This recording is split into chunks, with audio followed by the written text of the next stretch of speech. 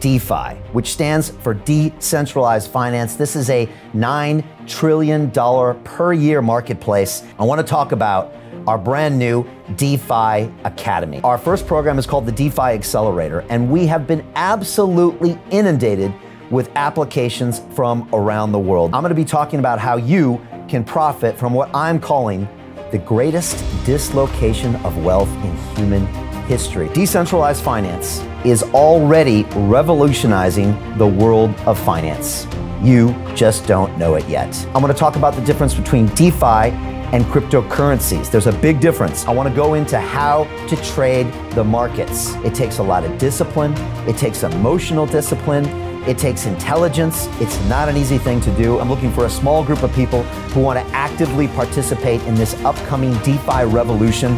I'm looking for serious individuals only with real net worth who want to build this exciting financial infrastructure. I'm looking for partners, collaborators, investors, colleagues who want to join forces and create real value and generational wealth. If you're one of those people, go to londonreal.tv/DeFi and submit your application. Now you've got a chance.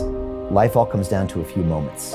You have a chance now to join me on this incredible adventure for the next 10 years. It will change your life, the lives of your children and grandchildren, maybe the life of billions of people on this planet. What are you going to do? What's the choice that you're going to make?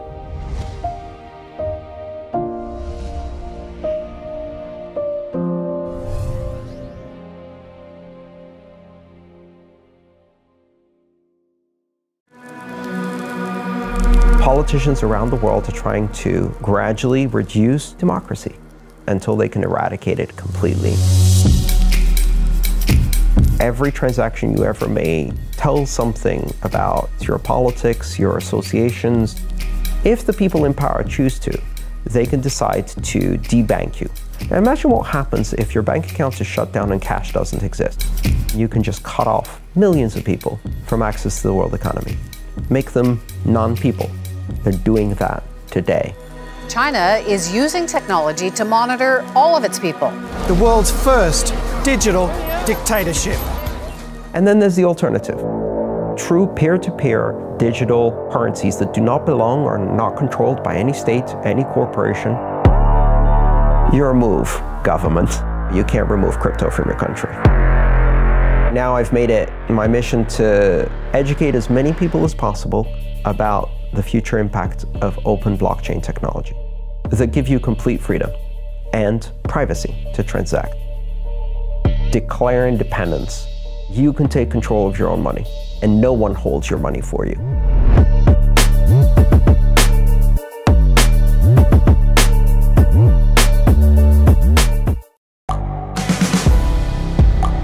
The world is changing.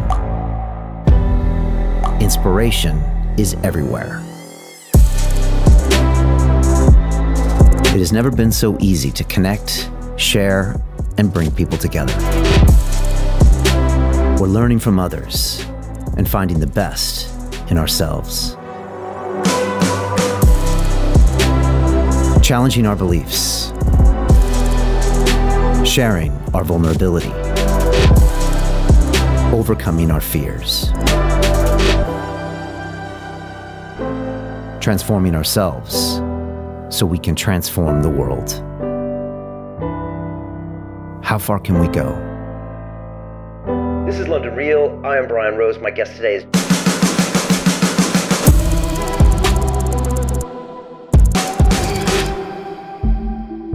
When it comes to cryptocurrency and blockchain, it doesn't get any better than Andreas Antonopoulos. He's written 6 books and tours relentlessly around the world promoting the idea of cryptocurrency. He doesn't endorse ICOs, but he's out there to warn you about some of the pitfalls and some of the scams that are currently happening in crypto. And why? He believes that this is the future of money. And he also believes that we need to separate the banks and the government. And when those two are colluding, they can stop you from being part of this entire system. He also is not a fan of digital currency. He likes it the old-fashioned way where you can use it anonymously to do whatever you want. And the reason I keep having Andreas back on London Real is because I think the privacy of our money and the way that we can use it in a borderless way is tantamount to our freedom and the future of ours as a society. So we must pay attention to this, because otherwise we're going to get to a place one day where someone is telling you what you can do with your money, which means what you can do with your mind and what you can do with your life. So please pay attention to this episode, because it really could affect your future. This is London Real. I am Brian Rose. My guest today is Andreas Antonopoulos, the best-selling author, speaker, educator, and one of the world's foremost cryptocurrency and blockchain experts. You're the author of 4 books, including Mastering Bitcoin and the Internet of Money, and you travel the world advocating greater privacy and freedom in our financial lives. To date, you've educated millions and are known for delivering stimulating talks that combine economics, psychology, technology, and game theory with current events, anecdotes, and history.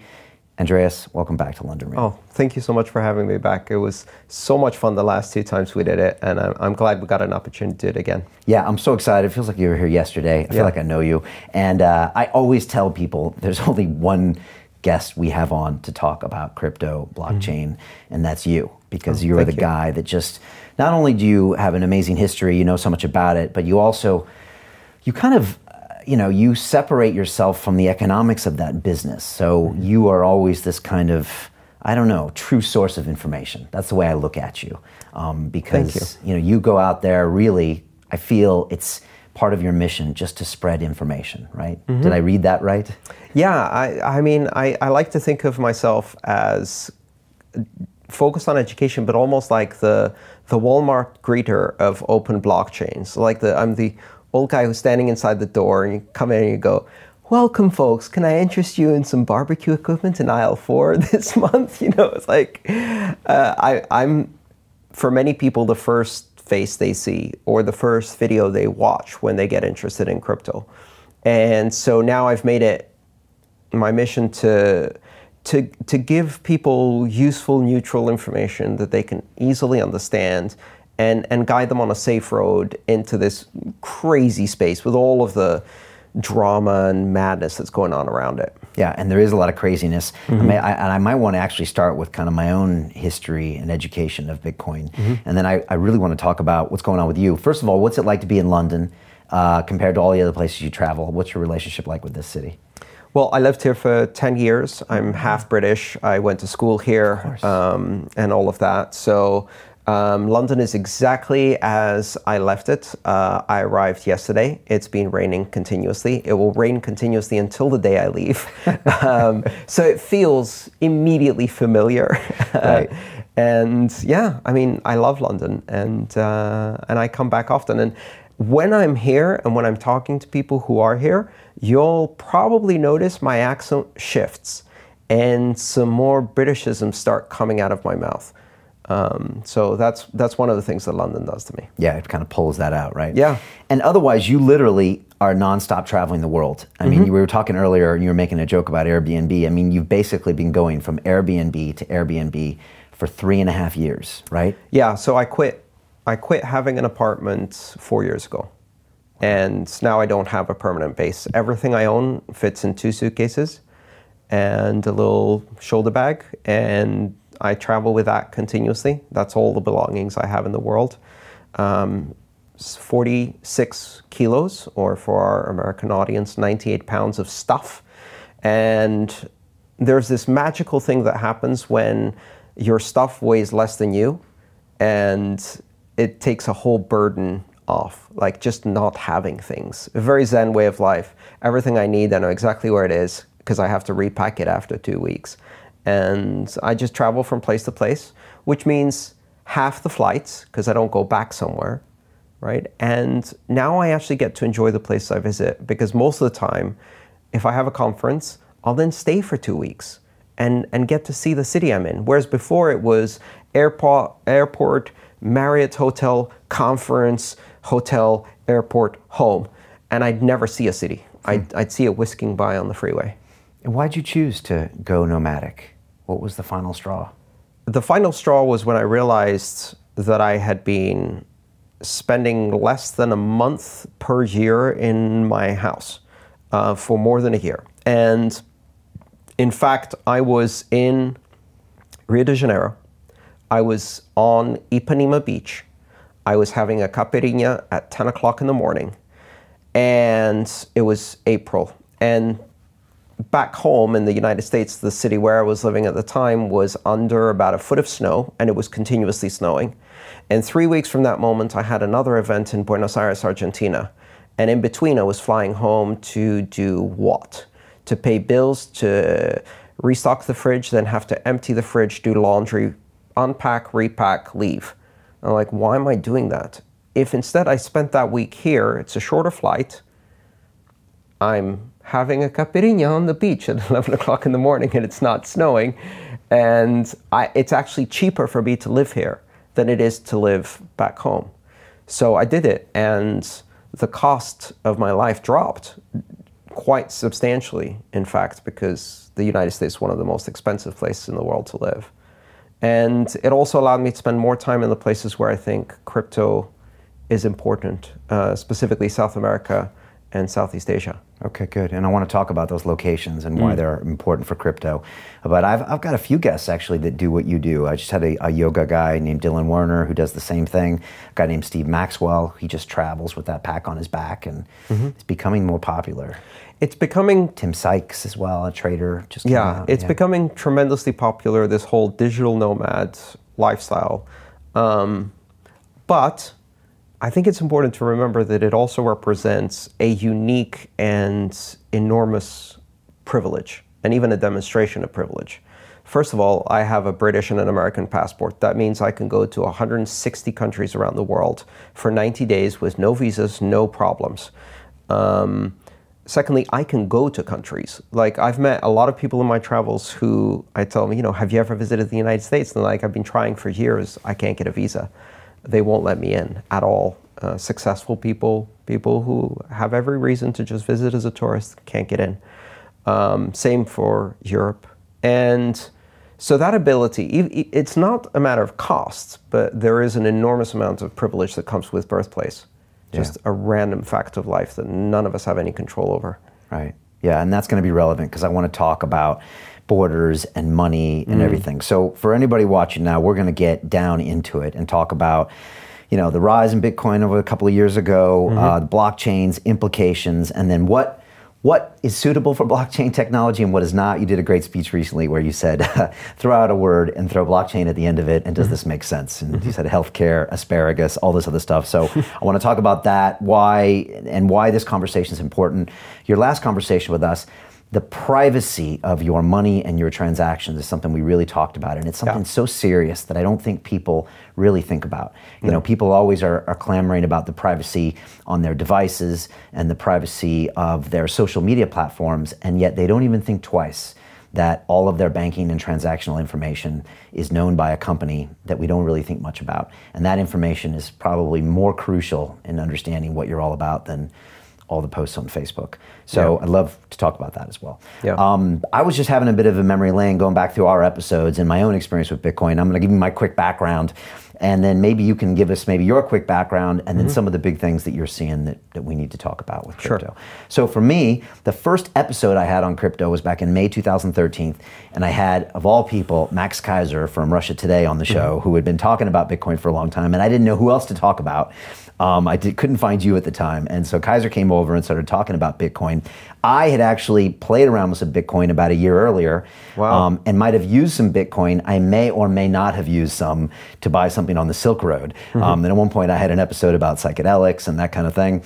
And it was later... Asthma inhalers is a very important product they had on the Silk Road. Oh, really? Okay. So are you sure it wasn't an asthma inhaler you were buying? Inhaler. Because they're very expensive, especially in countries where they don't have good health care. Okay, interesting. No, I think it was dimethyltryptamine that I later smoked on an episode, in all candor. But at the time, that was the early days of the Silk Road. It was actually quite a user-friendly place with great reviews, and then it all went wrong, and Dread Pirate Roberts and all of that stuff. And I remember I had Thanksgiving at my house in 2013, and Max Kaiser was there, and one of my old banking buddies was there, a trader from Goldman, and they actually transacted a Bitcoin for $1,000 at my Thanksgiving table. Wow. And I think that was one of the mini pops. I think it came down from there.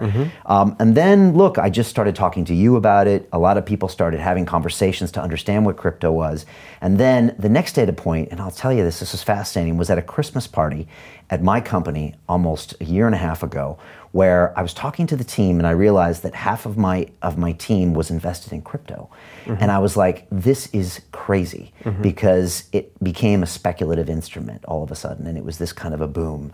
And I was just like, wow, this is weird, because no one else here was buying stocks, and yet they were in crypto. Yeah.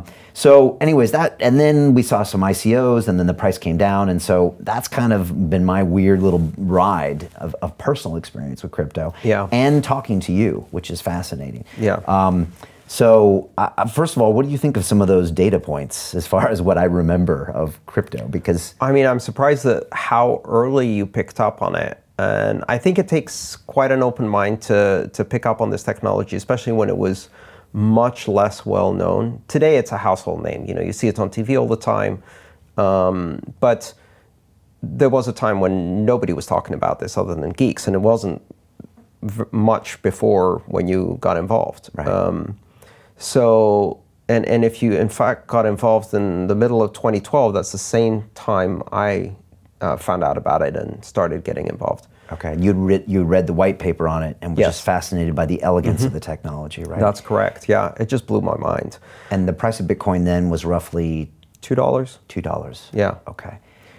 And so I got interested, and I started playing with the technology and reading about it and looking at the code and trying to understand it, and finding that I couldn't understand it, and that made me even more intrigued. And yeah, I mean, that story, that path is one that a lot of people have. First of all, there's an element of skepticism at first, which is absolutely healthy, and there should be, right, in all of these things. In fact, if anything, there's not enough healthy skepticism in this industry. And then people start doing their own research, trying to make a list of reasons why this isn't a good idea. In fact, I had someone who started writing a book. They were telling me they started writing a book about why Bitcoin is a Ponzi scheme. And they started doing the research for that book and then abandoned it 3/4 in because they disproved all of their points. Okay. And they couldn't. They kept finding evidence that all of the things they thought were actually misunderstandings, and turns out it wasn't, and then they got really into it. Pretty much everybody who gets involved in this technology starts with a very skeptical perspective, and then perhaps ignores it the first once, twice, 3 times they hear about it, and then eventually dips a toe, gets completely fascinated by it, and then dives right in. And I meet people who are on the other end of that journey, and like, I quit my job. I was working for a bank. I was working for, you know, a corporation. I had a secure job with a pension, and I quit it all. I work for a startup, or I'm self-employed, or I'm doing consulting or something like that. So not just dive into the technology, but change the trajectory of a career, starting a computer science degree for someone who was never into programming, and they want to learn how to code because of their fascination with cryptocurrency. It changes people's lives. Yeah, absolutely. Is it cultish? Like people get into it and they want to dedicate their life to it. I mean, There's you said of you that. didn't sleep and eat for days when you first read about it, right? But I have that response to technology.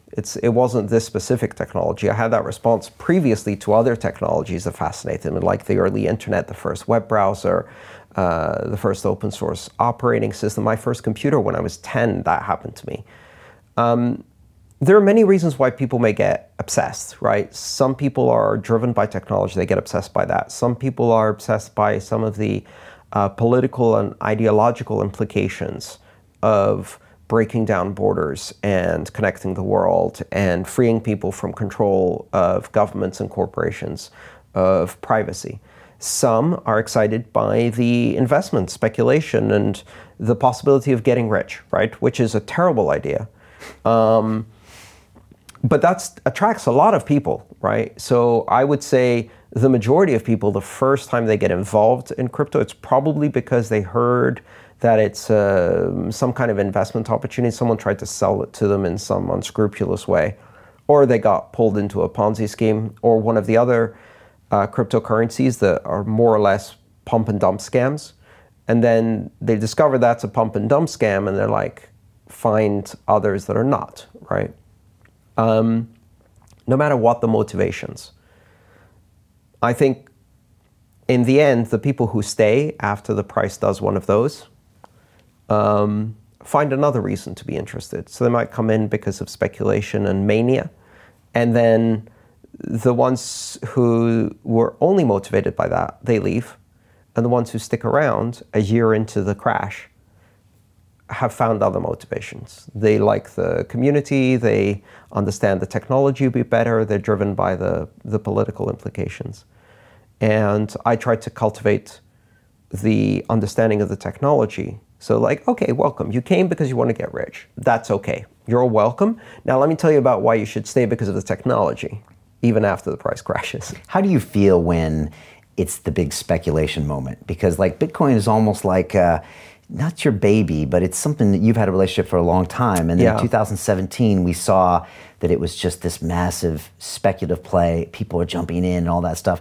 Does that bother you when people are coming in for that reason? Or how do you feel emotionally when you see people make a lot of money, lose a lot of money? You got these people in Puerto Rico that went down and like took over San Juan and started throwing money around, and the ICO billionaires, and like, what do you see? How do you feel when you see that stuff? And what do you see?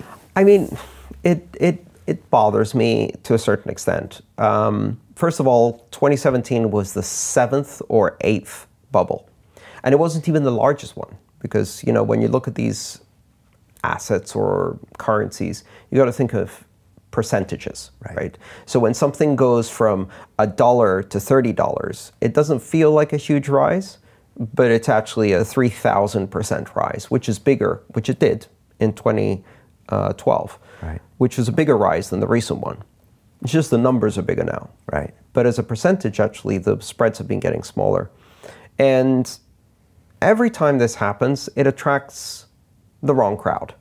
It attracts scammers, opportunists, pump and dumpers, pyramid schemers.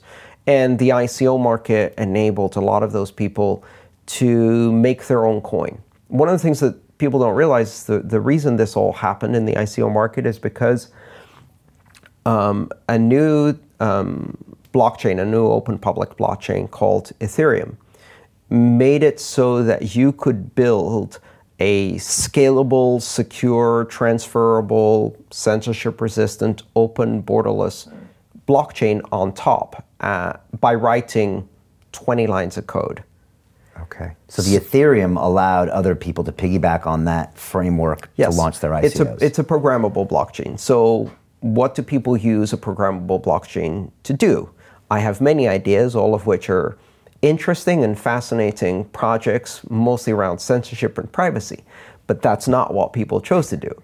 They chose to build these platforms to do massive pump and dumps and to launch all of these startups, which is interesting in the long run, because if you can fund startups with an international pool of investors and actually bring startup-like investors to people around the world who don't have access to those investments, that can change the investment field. Right. But that's not what happened. 99% of them were just outright scams. Right. And maybe we should do some backup and do a few definitions for people that aren't completely up the curve. So the original cryptocurrency was really Bitcoin. Yes. It's been around since 2010? 2009. January 3rd, 2009 was the launch. And it was pretty much the only crypto that you would have been trading up until 2014 or 15, really? No, there were a few others, right? The altcoins started, as they're called, altcoins or alternative coins, started in 2011, I believe, was the first one. Okay. And they were mostly kind of clones of Bitcoin. Then by 2014, we had another round of altcoin growth, and then Ethereum was launched. And Ethereum made it simple to like put building blocks together programmatically and build all kinds of different features, including ICOs, which stands for Initial Coin Offering. And these are essentially crowdfunding schemes, just like an IPO is initial public offering of a stock. And all of these companies that had various ideas wrote a white paper, built a platform to do crowdfunding, and then publicly launched their offering. These were obviously unlicensed securities offerings, many from different places in the world where they couldn't be prosecuted, or no one even picked up on that for a while. Yeah, and that's the thing. People see IPO and ICO, and an IPO usually is something that's been kind of vetted by an exchange, the SEC in America, and you have to go through certain vetting. Right, quite a bit, and then you can invest in something that's going public that might have a lot of growth opportunity, like we saw Uber do recently. Now, an ICO, it's a similar thought of raising money for a venture. From investors. Except this one has a blockchain, and it's immediately has some international liquidity, doesn't rely on an exchange, but... And it's tradable everywhere. Everywhere, but there's no regulation involved, or very little. Yeah, and it's important to realize that regulation isn't what keeps investors protected. Not really. In fact, in many ways, what regulation has done is it allows investors to outsource the vetting and research they should be doing, right? And it creates a bottleneck, so very few companies can actually do this kind of crowdfunding, which leaves a massive gap in the market where many, many great startups never get to that stage because they don't have a way to get funding. And then at the same time, many, many giant scams and pyramid schemes are listed on the stock markets after being carefully vetted by regulators. And if I name any of them while I'm in London, I'm opening myself to a whole bunch of lawsuits. But we all know them, right? Various companies that do what they call multi-level marketing, right? That are straight up pyramid schemes, but they're listed on the stock exchange. And of course, many funds that have had massive problems and have been Ponzi schemes, they go straight through the regulators. In fact, Bernie Madoff was the head of the regulatory agency, which tells you a lot. We need to think differently about what protects investors. What really protects investors is education. And one of the ways investors get educated is by getting burned a bit, losing a bit of money in poorly thought and risky investments, and then having to learn the hard way and try again and again until they develop a better skepticism and better analytical skills. You can't outsource that to someone else, because if you go looking for information on whether something is reliable and real or not, the people who know how to use social media and use marketing and write fancy white papers are the scammers. They're going to get your eyeballs first. And this is what happened with ICOs. So it's not inherent in the ICO thing itself that they're scams. Not at all. In fact, my prediction has been that in the long run, if we look at this from the perspective of a decade or two, the opportunity to take startups and give them to international investors and bring investors from all around the world to invest in startups, cut out the middleman, accelerate the possibilities, will force education of investors all around the world so that the investors who are less sophisticated become as sophisticated as you see in Western developed economies. Until then, the scammers will exist. Right, and a large percentage of the ICOs end up being scams? More than 99% of them. Wow. Yes. Okay. And some of them are being prosecuted slowly. But this is a game that the regulators are losing because they're operating on a completely different timescale. So, it takes them 3 years to build up an investigation. And these things were launching, 10 a day during the peak. And many of them from jurisdictions all over the world. So, there is no universal jurisdiction for these things, and nor should they be. Right, which means also very hard to regulate things in Puerto Rico and Malta. Impossible. Impossible, right, okay. Impossible. And how did you feel in 2017 when Bitcoin's going up to, what was its high, $30,000? 20-something. Okay, and Ethereum's up and all these ICOs are happening. I'm sure everyone's asking you what you think. What do you... Everybody who I hadn't seen since high school was connecting with me and saying, hey, you seem to know about this stuff. Is this a good time to buy? I was like, absolutely not. Do not get in. First of all, this is not a good time to buy. This is a good time to read. Go read something, learn something. And until you feel comfortable to answer that question by yourself, you shouldn't be involved in this. And when you see something going like this, guess what comes on the other side of that? If you see an investment curve like this, it's very quickly followed by an investment curve like this. nothing goes exponential without going down. Right. And Bitcoin's done this 8 times already. It's a common pattern. We've seen it. That's how it grows. And the reason it grows like that is because there isn't much in terms of short pressure to hold it down. So people to speculate on it dropping to keep a lid on the pressure. And there's a limited supply. And all of the cryptos behave more or less in accordance with what Bitcoin's doing. So if you've got something that has limited supply and you suddenly have a speculative mania that blows up, it's going to go like this, which only further fuels the mania, until it reaches a point where there simply isn't anybody else who feels just as enthusiastic, and it pauses for a second, and the moment it pauses for a second, the panic just drives it down. This is what happens, and I'm not interested in that part of it. Right. That actually goes against the message of, look, absolutely, this is an amazing tool. Yeah. I mean, if the speculators, I mean, look, if they weren't in it, which I know you can't say speculators stay out and real investors stay in, but if, for example, the price had stability for a long period of time, people could see that this technology is going to be helpful for transactions and privacy and borderless, right? There's no difference between speculators and investors, right? All investors are speculators. They're just speculating with a different risk profile, and some of them with very little research and information. And the reason this is bad is because a lot of good, innocent, slightly naive people lost a lot of money. Some people had their lives destroyed by this. And that then, you know, apart from the morality of that in the first place and the impact that has on people's lives, it changes the community. It causes damage to the community. So you have a lot of fractioning within the community. You have a lot of drama that comes up. When there's money on the table, people's personalities change. Right. Like, people get tempted. They start taking shortcuts. Their ethics get compromised. Power corrupts, money corrupts. And it was one of those cases where suddenly every conversation I was having had absolutely no depth. It had no substance.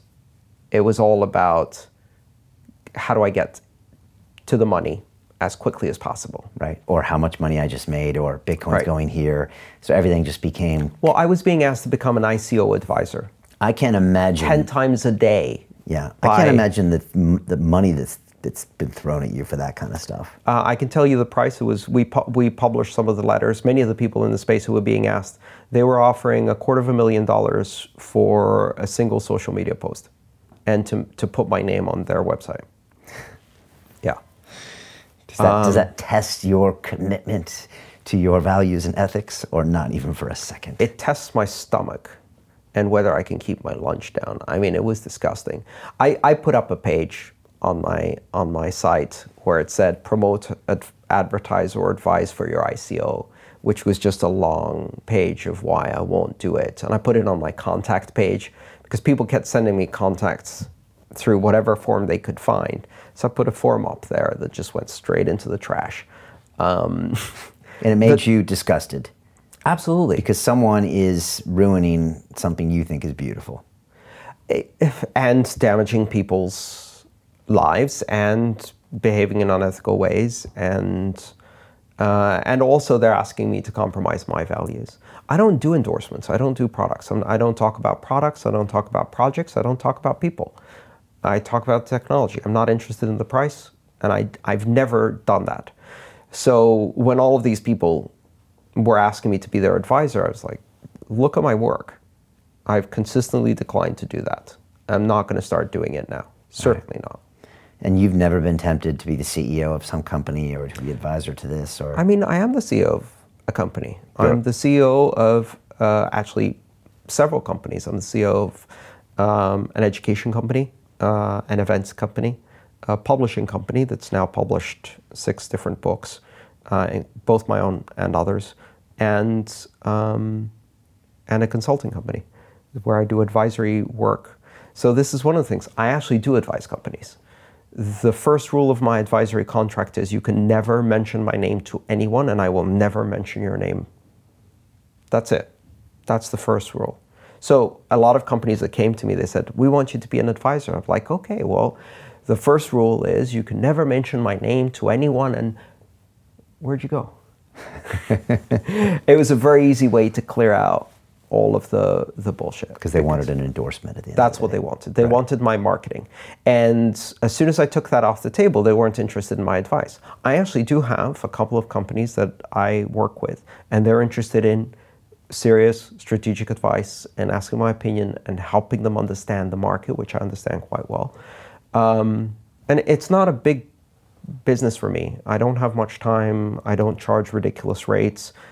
It's about me having an opportunity to be involved in some of the development stuff, which I really enjoy doing, and helping companies build better products or understand the market better. And I don't take clients, and I don't say yes easily to that kind of thing. The whole point of that is just to keep me in touch with some of what's happening around the world. Okay, so crypto's going up in 2017. Yeah. It's obvious to you that it's going to come back down, but people at the same time are saying, look at the market cap of gold, look at the market cap of fiat currencies, of all this. And now if crypto is going to be here to stay, and we believe it is because of the technology, that justifies 100x price, 1,000x price of Bitcoin. Even if it does, that's not going to happen in a month. Even if it does, at that point, that curve has so outpaced the deployment of infrastructure we need, the development of scaling technology, the user interfaces that we need to onboard new people, the education that those people need in order to not lose the crypto that they just got involved in. There's a pace that's gated by the development of the technology, and it happens in cycles. So there's some infrastructure in place which supports a certain scale of applications and a certain set of capabilities within those applications, and then those applications get designed and produced with hopefully good user experience and user interfaces so that people can use them securely and easily, and that allows a certain number of people to get involved who previously it was too difficult, there wasn't enough infrastructure, whatever. But that gets built in the booms. That's the funny thing about it. It doesn't get built in the booms. It gets built in the winter. So it's getting built during the winter time.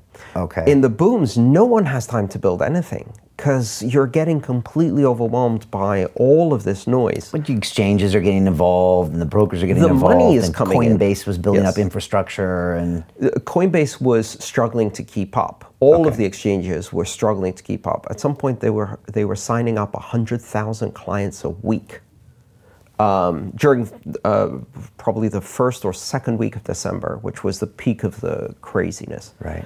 And you can't do anything. You can't think strategically. So we have limits to what can be achieved in any technology. Once you have new applications and new people come in and you get a bit more investment, that creates a need for more infrastructure to support the new people who come in, to grow the scale. So we build more infrastructure. As soon as we do that, that creates the possibility of new applications at new scales. So those get built, which then creates an opening for new users who previously found it too difficult to enter, and the cycle keeps repeating. And at that rate, even technologies that are growing at an exponential rate, or at least a super linear rate, 10% compounded year on year, 20% compounded year on year, like the internet, right? Right. That's still a crazy fast rate. And there will be corrections. But it's not 6,000% in 2 months, right? At that point, you've so outpaced the ability of the technology to even absorb that many people that you know what's coming next. Right. At least I did. And yet, like any boom and bust cycle in humanity, and you go from the tulips to dot-coms to anything, when we're in the middle of it as humans, nobody wants to hear the opinion. We don't know anymore. In fact, the illusion becomes the reality, and we want to buy it. And the emotion takes over, and it's fear and greed. And I was being invited to media interviews nonstop. And one of the things they asked me to do is go on and debate whether crypto is in a bubble. And so the interviewers or the journalists would stick a microphone in my face and go, "Do you think crypto is in a bubble?" And they were hoping I'd say no. And I was like, "Yeah, of course it's in a bubble." And they deflated me. They're like, "Oh, come on, where am I going to go with that answer?" Like, I was hoping to go to the other guest who was going to call you an idiot for saying it's not, right? But no, you just deflated my balloon. And so, of course, it's in a bubble. It's a very obvious and very extreme version of a bubble. But keep in mind, so is real estate, automobiles, student loans, healthcare, education, the stock market, the bond market, the asset market, the commodity market. And in fact, all of those are quietly in some of the worst bubbles we've ever seen, driven by $21 trillion of debt in the US and massive stimulus spending by all of the central banks. And nobody's calling them a bubble.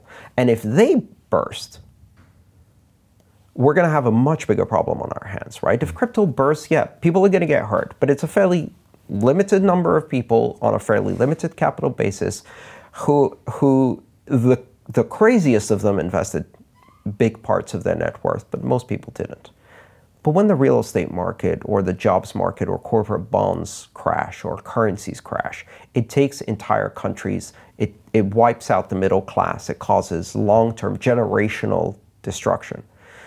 None of the journalists want to talk about that. Right. When I steered the conversation in that direction, I'm like, yeah, guess what else is in the bubble? The S&P 500. Like, Right,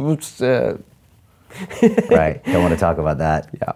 And then, of course, the crypto people didn't want me to talk about that. So I go out and I do an interview, and I remember it was a podcast, a popular podcast, and they asked me, is crypto in a bubble? I said, absolutely, it's in a bubble. Of course it is. In fact, I expect we're not going to go much further, and I'm really worried about the pace of this. It's going to cause some damage.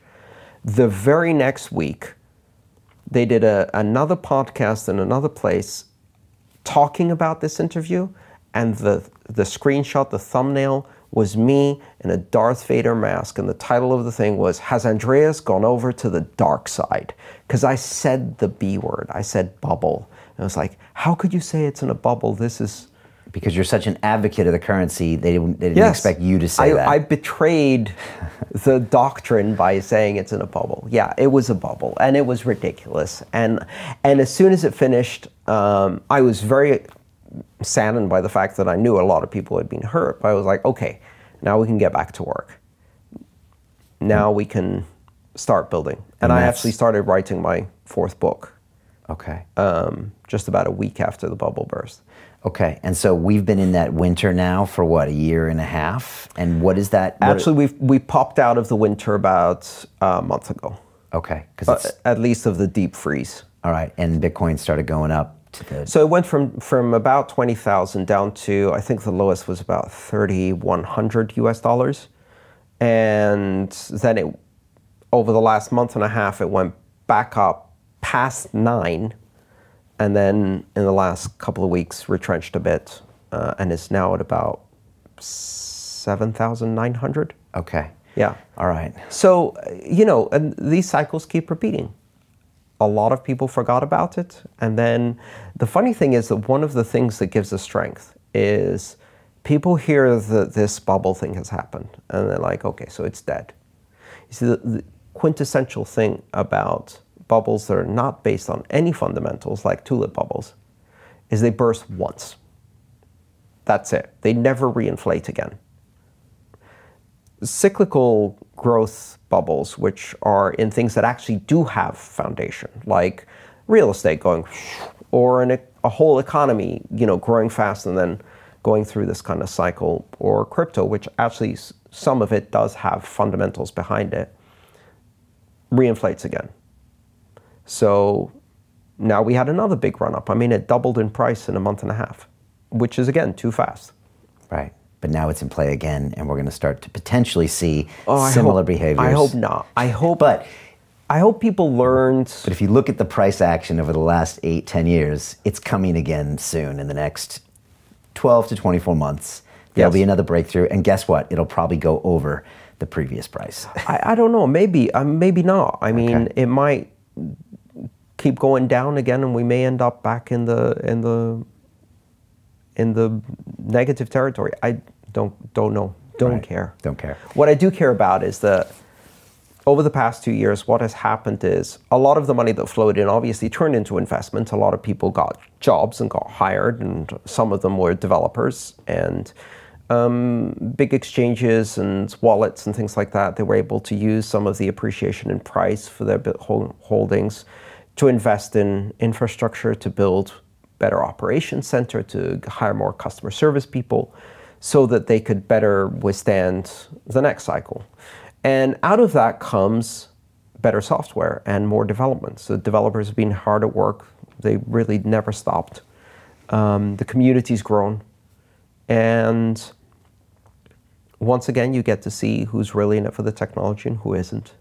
The ones who weren't, bye-bye, see you later. And, you know, we're hard building, and, you know, I've been building an education machine, effectively, to be able to scale what I do and get it to more people. Okay, well, good. I want to talk about what you think are the 5 pillars of open blockchains, because I think the way you describe it is really important. I was just having flashbacks. I was in the dot-com boom, so I moved to New York City from London in around about July '99. And I was the CFO of a dot-com startup, had about $20 million raised. We were selling luxury goods on the web. We had no idea what we were doing. And I remember going out with all my buddies in New York City and just giving them the whole dot-com, this is the future, Columbus in the new world, what was his ROI, and wrote it all up. And I remember in like 2003, there was some company called Google, and I just remember thinking nobody wants to even hear the word technology, because it was just played out, disgusting. I don't even want to hear it because I want to move on to something else. And that's why I ignored something like Google, because I was like, no one cares, no one wants to know. When in fact, Google was obviously great technology and really useful stuff, and it became another great company. And what people forget was Google wasn't the first search engine. It was the 21st search engine. And in order for it to succeed, 20 other companies, big, well-capitalized, well-researched companies failed. And that happens in any technology. Yeah, railroads in America, it was a lot of the same thing. A lot of these massive companies build up, competed with each other, and then bankruptcy, consolidation. But that's actually a normal and even healthy way for capitalism to work. Agreed. You break it if you try to bail out the companies during their bankruptcies, because then companies that shouldn't survive. And that's a disadvantage to the ones that are actually healthy, because they don't get to pick up on the market the employees, the capital goods, the infrastructure that gets liquidated in bankruptcy and put it to better use because they've been doing better business. And one of the advantages of this kind of washout cycle is that it takes out all of the pretenders and all of the badly chosen ideas and all of the bad execution, and of course the scams. But the infrastructure that they built up, the people who they hired and trained to build systems, that knowledge is still there. A lot of the infrastructure is still there, and it gets recycled. And so other companies then pick up employees and go in on a hiring spree. I hired more employees in the last year and a half than I did during the boom cycle. Interesting. Yeah, along with that dot-com boom, there was a big boom in laying down broadband cable. I remember in New York City, and it looked at, and it was going along with this tech boom, and it looked, in the retrospect, it was way overdone. We didn't need such broadband, but that tech was then later used to propel the internet to the next level. So there always is positives from these boom and bust cycles, right? Well, for the ones that actually have a foundational technology underneath, it's not just smoke and mirrors. Right. Okay. And that's the difference. Those technologies don't go away. So for people listening, I just want them to understand kind of why they need to understand what a cryptocurrency is in the blockchain, how this is going to affect their lives today and maybe in the next 10 years, to where they can understand. Because some people will say, well, I don't speculate in Bitcoin, so this doesn't have anything to do with me. Of course. But it actually does, because I think you can give people a really good framework of their own money. And you know, look, I'm an American citizen. I'm here in the UK. I have to file US taxes. If I want to open up a bank account in this country, when I'm American, nobody wants to know who I am. Literally, they go running for the hills. Because as an American citizen, they have to report all this stuff into the IRS. The IRS can come and mess with them, and they actually don't want anything to do with me. So I'm British, and now that I'm American, I can't open a bank account with any of the banks here. Right, go figure, right? So I'm penalized from that. Also, I have a business in London, but I collect most of my revenues in dollars. We do accept crypto for our academy as well, and that's why I had a second position about a year ago. But I actually can't open up a bank account in the US because the US doesn't want anything to do with me over here, because then I'll have to open a dollar account, and then they want an entity there, and I got to file taxes there. And so we think we live in this world where, oh, my banking is normal and free, but it's not. Not to mention the transaction costs, the lack of privacy, And that's for people who are incredibly privileged. Privileged and also totally above board. And I can't run a business that's helping change the lives in a positive way, I'd like to think, of millions of people, and yet I'm restricted by this banking system. So it's not, this does apply to me. And God forbid I say something political on this show, and then, who knows what might happen to my money or my banking privileges or whatever, or my travel. So that's why I love talking to you, Andreas, and that's why I think people should really pay attention now, because actually your money, your privacy is paramount to your existence and our existence as a society. But also to the freedoms we take for granted. Correct. And the funny thing is, I don't have to have that conversation in the countries where they don't take those freedoms for granted or they don't have them. So in countries I visit where the government has caused problems in the past, so they've had dictatorships or they've had financial collapses and hyperinflation, this is all obvious and makes immediate sense. The problem is that in countries where we've had the privilege of stable long-term institutions and democratic freedoms, but we're gradually seeing many threats to these long-term institutions and freedoms, we take these so much for granted that we don't realize how quickly those can be lost, how quickly we can go to a situation where the combination of surveillance and surveillance capitalism, kind of corporate surveillance and state surveillance coming together, and one wrong election, and all of the things you thought were true are not true anymore. We've seen that happen in country after country after country where, the prime minister passes a seemingly innocuous law that changes term limits, and then they win the next election, and then they become president because they run out of term limits as prime minister, and then they pass a law that transfers all of the powers to the president, and then they abolish term limits as a president, and then they're president for life. Right? You're talking about Russia, Venezuela, or... You could make a list. Right. Easily, right? And much closer to home. Turkey, for example. Right. So going from a secular democracy, even when the culture is very much steeped in democratic ideals and freedoms, to losing all of that really, really fast, it can happen here. It did happen in Europe. Not that long ago. And you had personal experience of that in Greece, and your mom was there. Yep. And what were some of the realizations and implications that played out? Well, I mean, Greece was basically asset stripped by the German banks in order to make sure they were capitalized enough to pretend they're solvent. And so they made loans. Those loans were bad. One of the reasons that loans come with interest rates is because they carry risk. So what happens with a bad loan? You write it off. The customer defaults and you take the loss. But that was impossible, because if they actually wrote off the bad loans they gave to Greece, a whole bunch of French and German banks would be effectively insolvent. And they couldn't allow that to happen. It would be a domino effect. So instead, they asset stripped the middle class in Greece and used that riots and... to pay back the banks by... The economy has now lost 40%. And how do you asset strip the middle class? What does that look like from a government policy standpoint? Half your pension's gone, even though you've been paying it, even private pensions. So you have a private pension. They force the private pension to buy government bonds that they then default on, and then they nationalize the pension. And 40% of your pension's gone, 50% of your pension's gone. If you have a state pension, even more. And in the meantime, all of the taxes and all of the costs go up. So in Greece, up to last year, the VAT was 25% on everything, including food, heating fuel, things like that. And even as the salaries and prices and pensions had dropped 50%, the prices of everything imported was up 50% at least. And the government taxes the middle class at outrageous rates. Like the average effective tax is more than 40% on the middle class. Turns out now Greeks are paying more taxes in the middle class than anybody else in Europe. Wow. Which is ironic.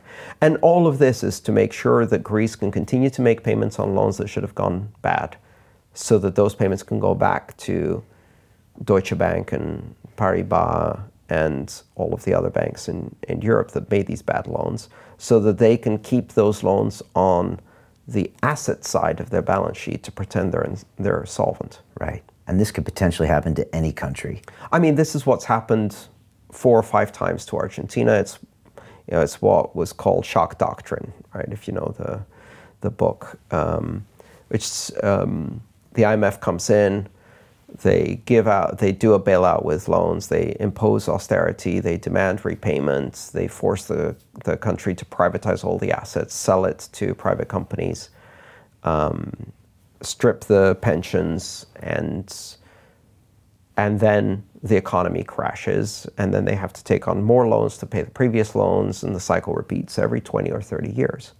It's a modern form of colonialism. It's been very effective. Right, and we've seen that happen in Russia as well and other places. Yeah. Venezuela, we talked about last time, it's getting bad in Venezuela. And keep in mind, this is not absent fault on the side of the borrowers. Quite the opposite. The governments that are borrowing enormous amounts of money on behalf of their people, right, and then putting it to very bad use or straight up corruption and funnel it into private investors, you know, they walk away from this. And then all of the repayment burden falls onto the next generation. So, you know, the mismanagement and the cronyism and the corruption that exists in Greece, but also in Venezuela and Argentina and other places, is out of control. But, you know, in the end, no matter what a government does, it's always the people who pay for it, and not the people who are tax evading. They've got a nice little nest egg. Remember the Panama Papers? Yeah, what they came out. That was when we had a revelation that all of the world's rich politicians and corporate executives were hiding trillions of dollars in offshore bank accounts, and the only thing that happened was that the journalist who broke the story was murdered. Not a single thing happened other than that. That was like 2-3 years ago? Right. Right, and then so nothing ever among came them up. were also many of the Greek politicians who were corrupt, and nothing happened. Okay. They have the lists. Nothing happened. So the individual listening to this, based on what you just said, should do what? Should they be careful of their savings in their local currency in their local country? Should they be aware of crypto? They should, well, at a very basic level, they should diversify, you know, which is a standard tenet of any investment advice, right? What does diversify mean? Diversify means diversify your job, your skill set, your investments, your assets, your geography even, right? So if you can, work in a way where you have income from more than one source, using more than one set of skills. So if one industry you're working in goes down the drain and the other one doesn't. If you can, more than one jurisdiction or geography, if you can have clients in more than one company or country. For example, and I'm not talking about being an international entrepreneur. You can be an artist, a coder, a web developer, graphic designer. You can do a lot of things today which involve creative work online, where you can have clients all around the world. Right? And as part of that, you should also think about diversifying your assets. And what people don't think is about having all of their assets in one currency or in the markets of one country, and what happens when that goes down the drain. And certainly, not many people in Britain were thinking that before the Brexit vote. More people are thinking about that now. And what did Brexit teach us, and what did it show you? Well, for one thing, the currency crashed 20%, and that's without even Brexit happening. What it taught me is that a small minority of extremists with very good propaganda can drag a whole country in a direction where a lot of the moderates in the center are going like, what the hell is happening and how do we stop this? But they're so fragmented and paralyzed by indecision and infighting and political bullshit, whereas the people who are like doing the populist or extremist position, they're focused. You know, they're connected, they're aligned because they only have one goal in mind, whether that's Brexit or other things like that. And the whole political conversation gets dragged in a position that not that many people wanted. There's a whole movie about the Brexit here, and you know, it was just talking about how they found a very small percentage of the population that if they could get them to move, the ones that I think normally didn't vote, but if they get them to get out and be outraged enough to vote, then they could pop this Brexit thing. And I mean, and that's how you end up with populist and more extreme-minded politicians everywhere in the world. And if this process keeps repeating, 3, 4, 5, 6, 7 elections further down, you have either a completely dysfunctional democracy where nothing works, which we've seen in countries like mine, Greece, or you have a dictatorship, which we've seen in Russia and China and Turkey and in other places like that. It's fundamentally linked to the money, or the money is a fundamental consequence of what's happening. I think part of it is also the ability of people to opt out of this system and not get dragged along or taken hostage with it. And if people have the ability to opt out, if they have a form of exit, that gives them a power. And that power sometimes acts as a deterrent to the abuse of power by a corrupt government, for example. Let's say you run the government of, the perfect example would be Argentina, and you have a big debt to repay, and you have a number of choices to how you're going to manage your finances, how you're going to manage your bonds and your debt. Well, one of those choices is impose currency controls, lock everyone in the country. So that's like turning the keys on all of currency flows in and out of the country. Denominate all of the bank accounts in the local currency. So convert dollar balances that people have in their bank into the local currency, pesos or whatever else. Forbid them from having foreign currency, importing or exporting foreign currency. Now they're all locked in.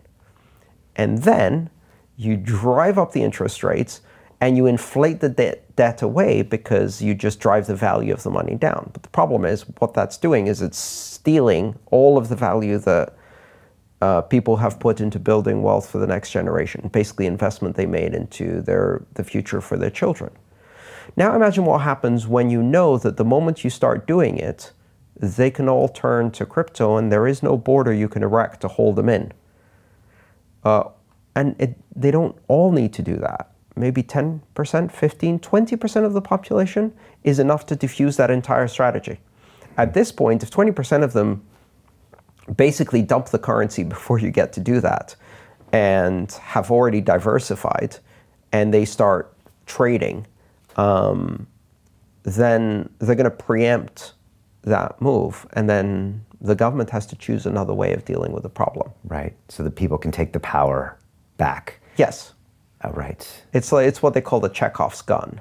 When you see in a Chekov play, when there's a gun on the mantelpiece in Act 1, someone's getting shot by Act 3. But the beauty of it, the play may change direction or people may behave differently just because it's there without anyone get shot, right? So it's like the middle class going, you know, putting down a stack of Bitcoin, doesn't exist physically, but let's say for dramatic purposes, and going, your move, government.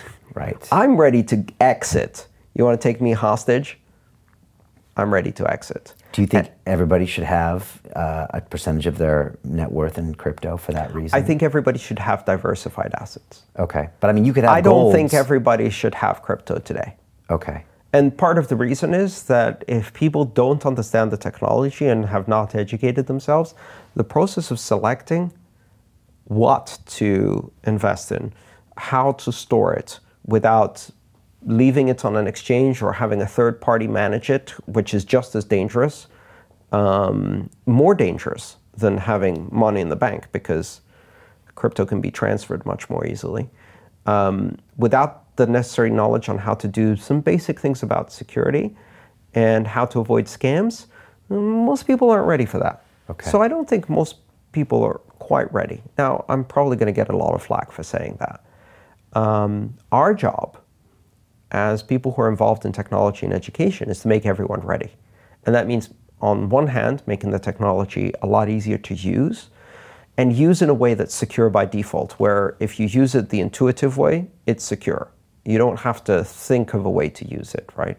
It's already secure.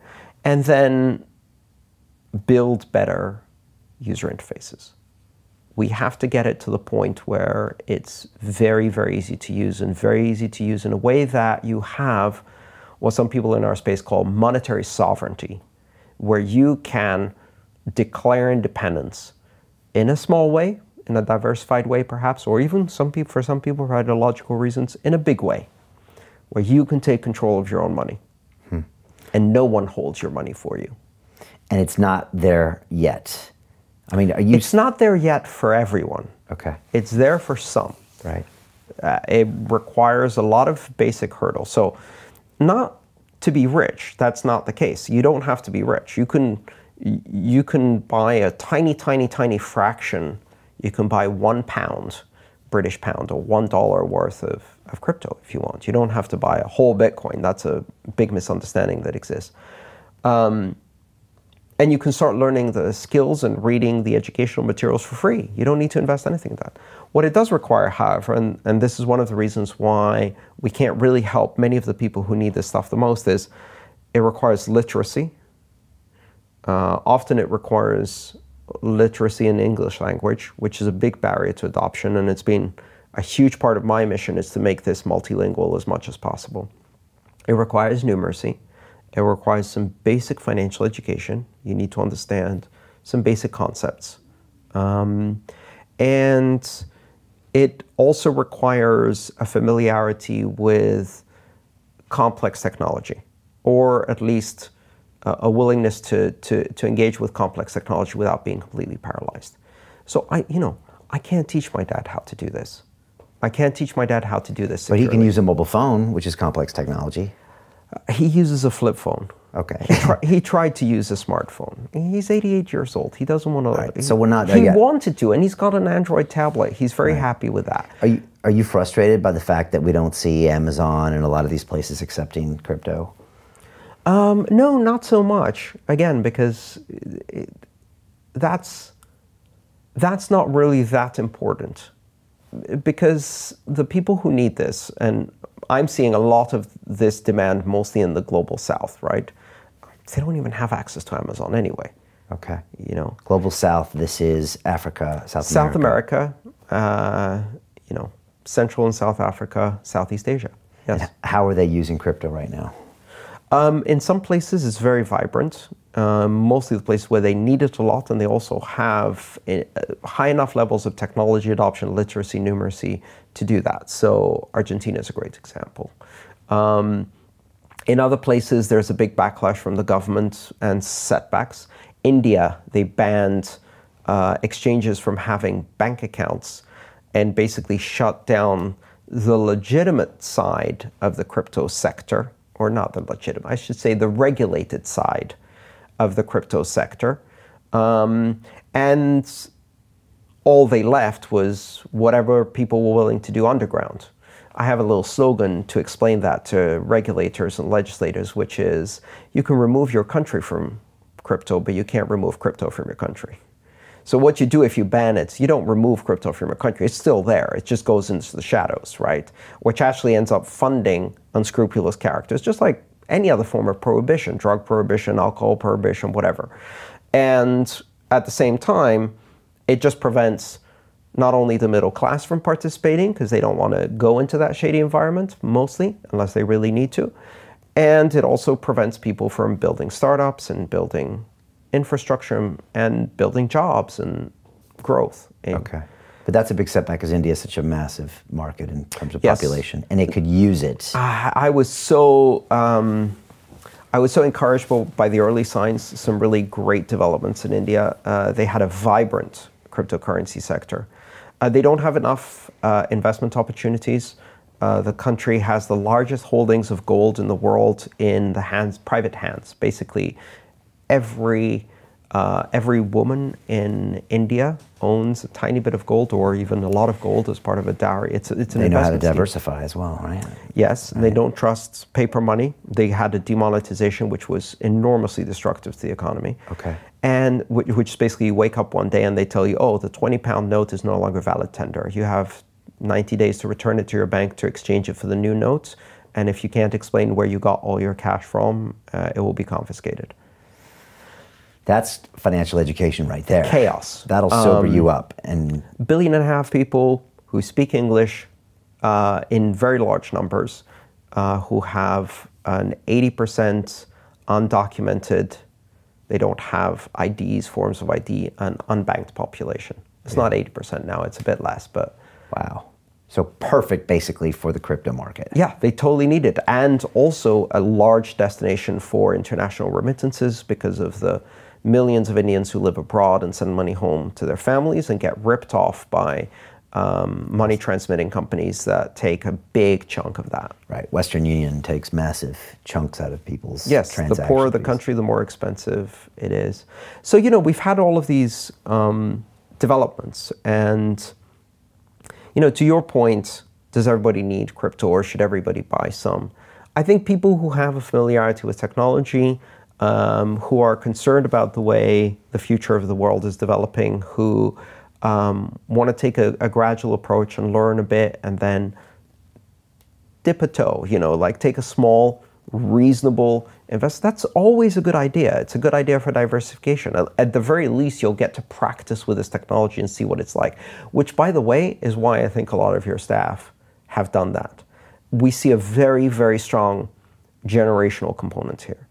So millennials, which, you know, most people picture as teenagers, but now, you know, 37-year-olds are millennials or, you know, curious about the technology, grew up with technology. Grew up with the internet. Right. The proposition, how about a form of money that runs on the internet instead of terrifying, is promising, right? There's a big gap generationally with that. Okay. And frankly, don't see other good avenues for investment. They see a lot of the other things as rigged games that they don't really understand that are being manipulated by people. Right, like stocks and bonds and mutual funds, which really are high transaction costs, somewhat rigged games.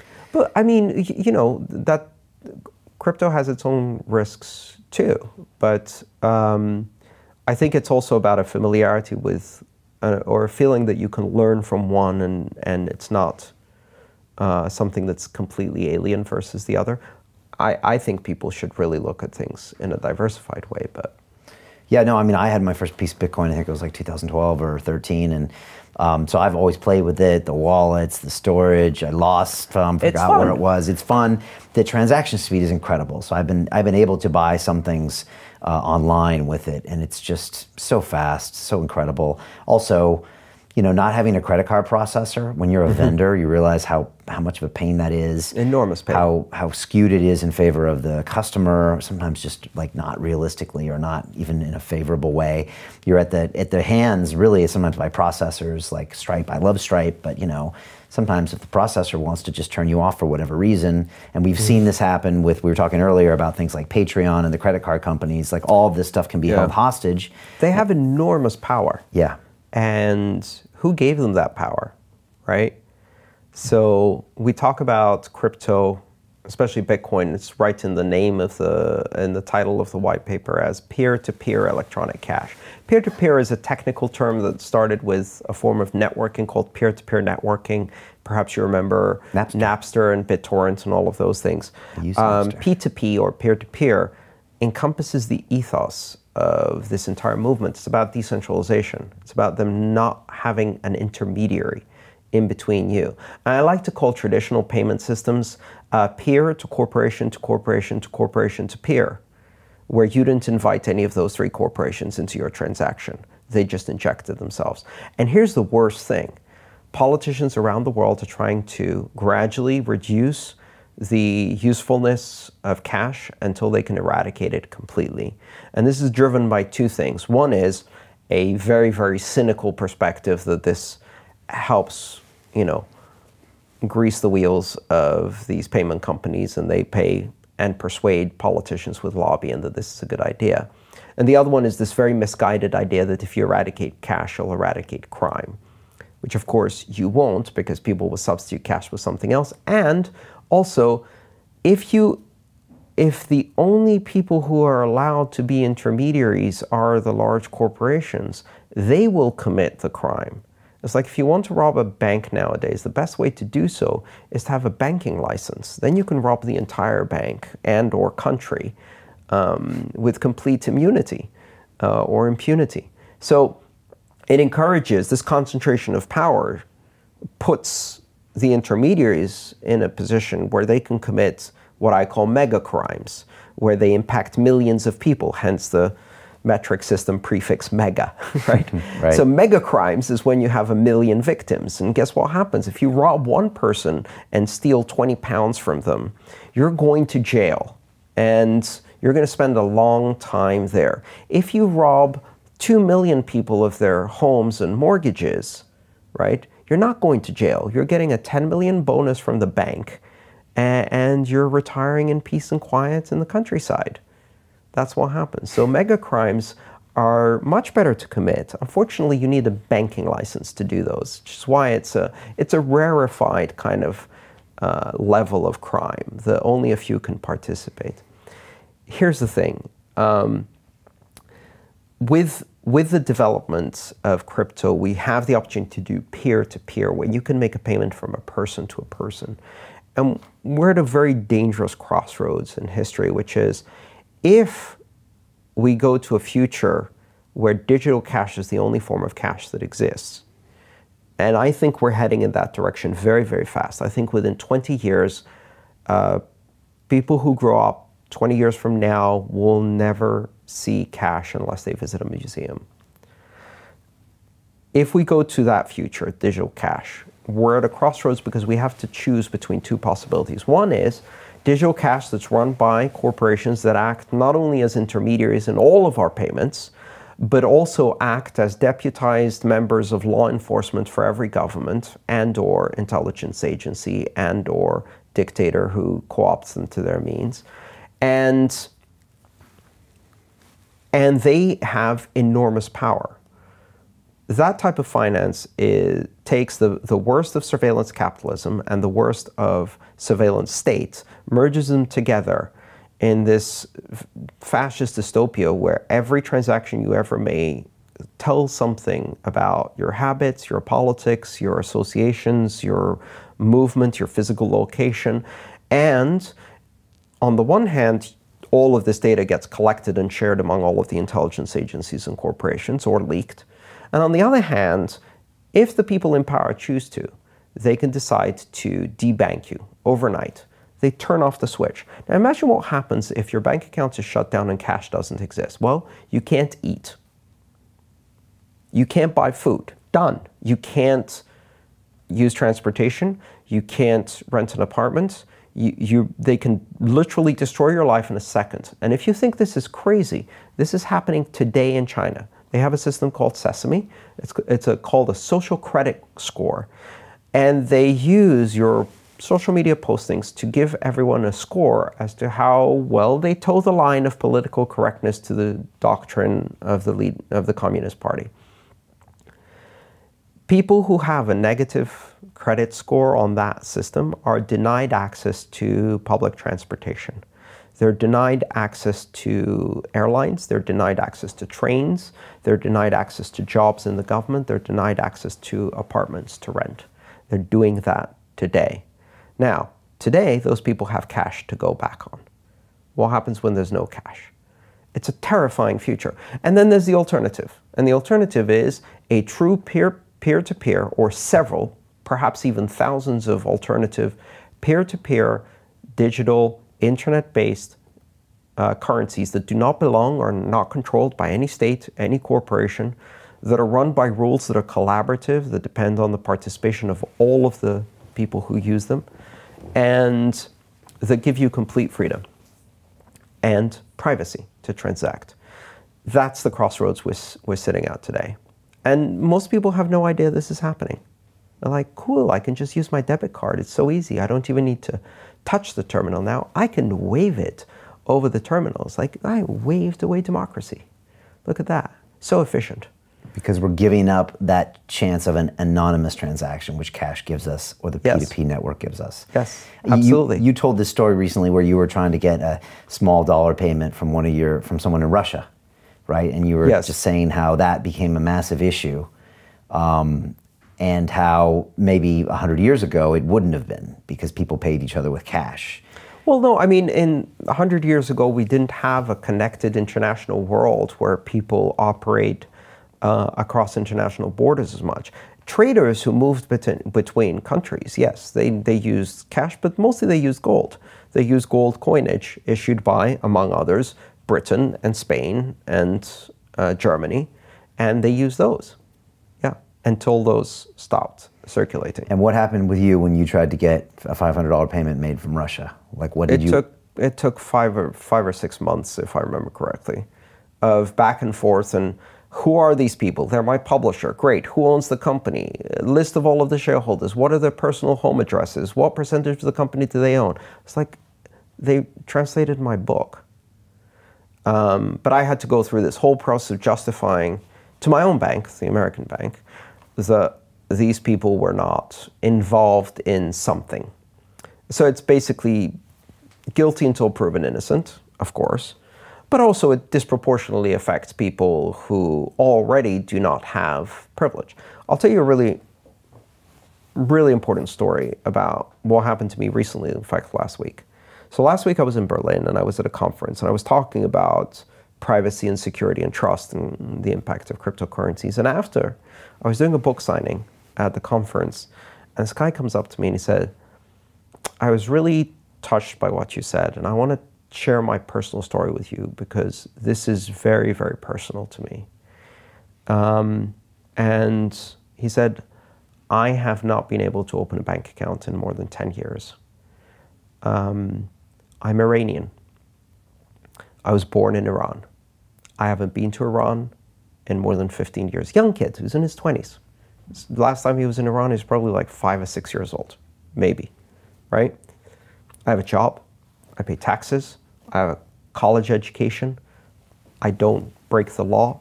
I'm entirely above board. All I want is somewhere for my company to pay my salary so I can have a debit card and buy groceries. I cannot open a bank account. I couldn't open a bank account when I lived in Malaysia for 4 years. I can't open a bank account now that I live in Germany for 6 years. Every bank I go into, the moment I say my name and they ask me my place of birth, they immediately stop everything. I can't open a bank account. Doesn't matter how many things I show them. I have no criminal record. I've lived in free countries for so many years, and simply because of where I was born, something I had no control over, and I have no association with anyone in this country. I have no association with the government, no interest in the politics, just because of where I was born. I cannot live my life. I cannot transact.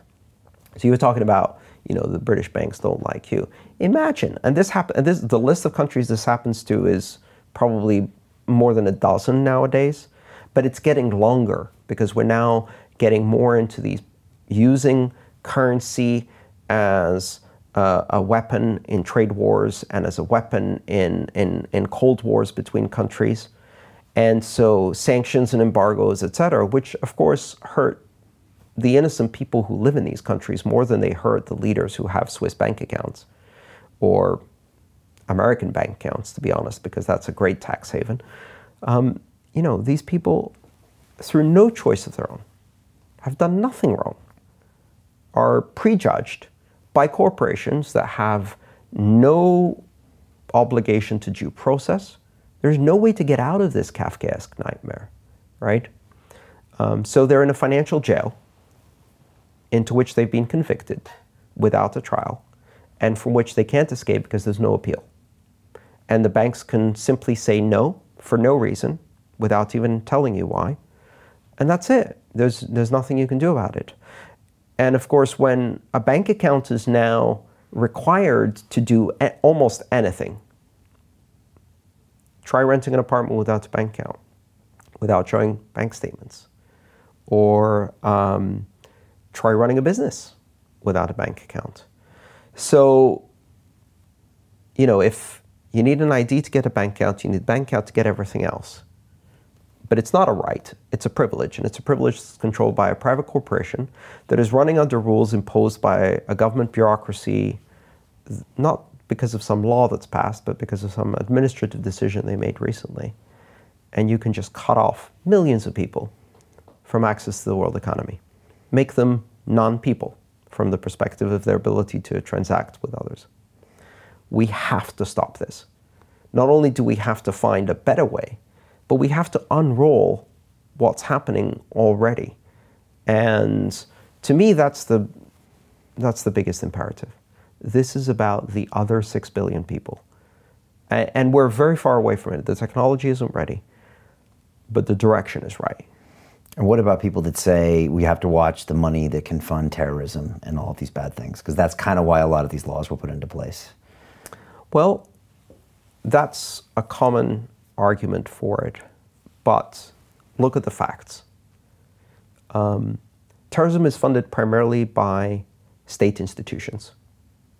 Terrorism is funded by countries, their intelligence agencies, their State Department or Foreign Office. We have our dirty little hands, when I say we, I mean Britain and the US, funneling billions and billions of dollars to the very governments that committed terrorist attacks. Let's not kid ourselves, right? My president just signed an arms deal with a country that dismembers journalists with hacksaws in their embassies. This is nothing Saudi happened. Arabia, right? Nothing happened, right? So who's funding terrorism? We are, with our tax money, directly, and so are hundreds of other governments around the world. Terrorism is war by asymmetric means and by those who have a smaller budget. And it's often funded by the very same budgets that fund war. And also stopping, so first of all, giving surveillance capabilities over everything we do as a totalitarian solution to stop crime has never worked in the history of humanity. And what it has done is it turns the state institutions that have that power and surveillance capability into terrorists themselves, right? Of a more subtle kind. They don't blow up people in markets or drive vans around and kill people that way. No, they do it in a much more subtle way. Like if instead of blowing up a van in a market, instead you starve 3 million people in Yemen, is that less terroristic? Terrorism is the imposition of violence in order to achieve political means. Kind of sounds like that fits the bill. But because it's done at arm's length, through an ally, through an executive order that goes through the State Department, etc., it's not something we pay attention to.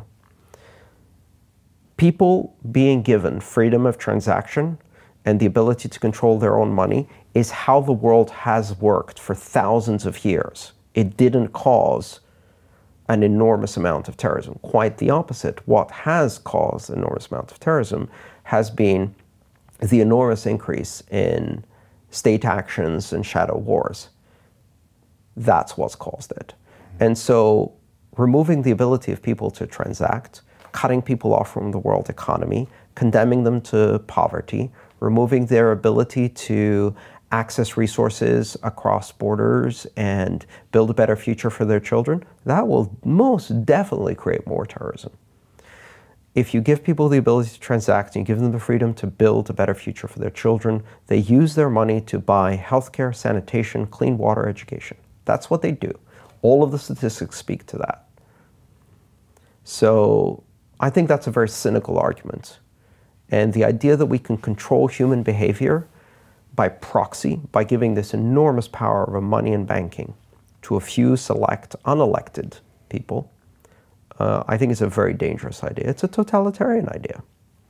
So it's just like we separate the church and the state, we should separate the bank and the state. Absolutely. Separation of money and state in 20, 25 years will be considered an obvious idea of our second enlightenment that all civilized people do.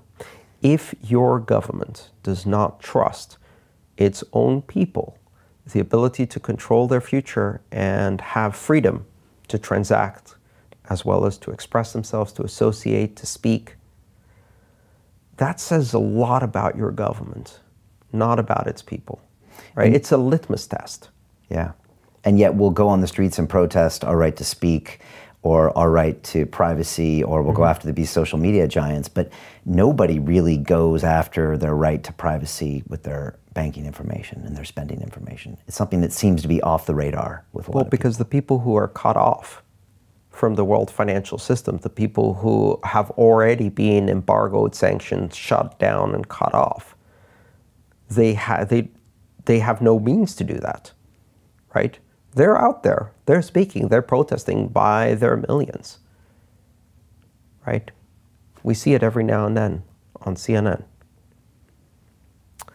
Those protests get shut down pretty fast. What about the rest of us? Should we be more concerned about the information our financial institutions have on us? The rest of us will become like them. This is the really important thing to realize, which is that justice, as Martin Luther King said, justice denied from one is justice denied for all, right? Or even better, peace is not the absence of violence or war, it's the presence of justice. You want a peaceful world, you need to make sure that everybody has access to justice.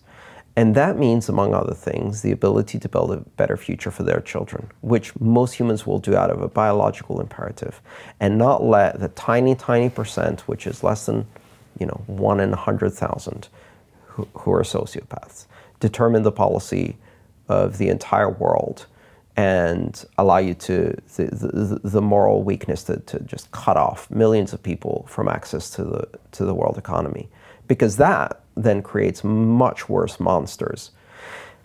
The thing is, we've allowed fear to dominate the political discussion, I think. And it's a lot, what will the children, think about the children, what if they see something raunchy on television, or what about the terrorists, or what about the criminals, or what about, criminals have always existed, they're not going away.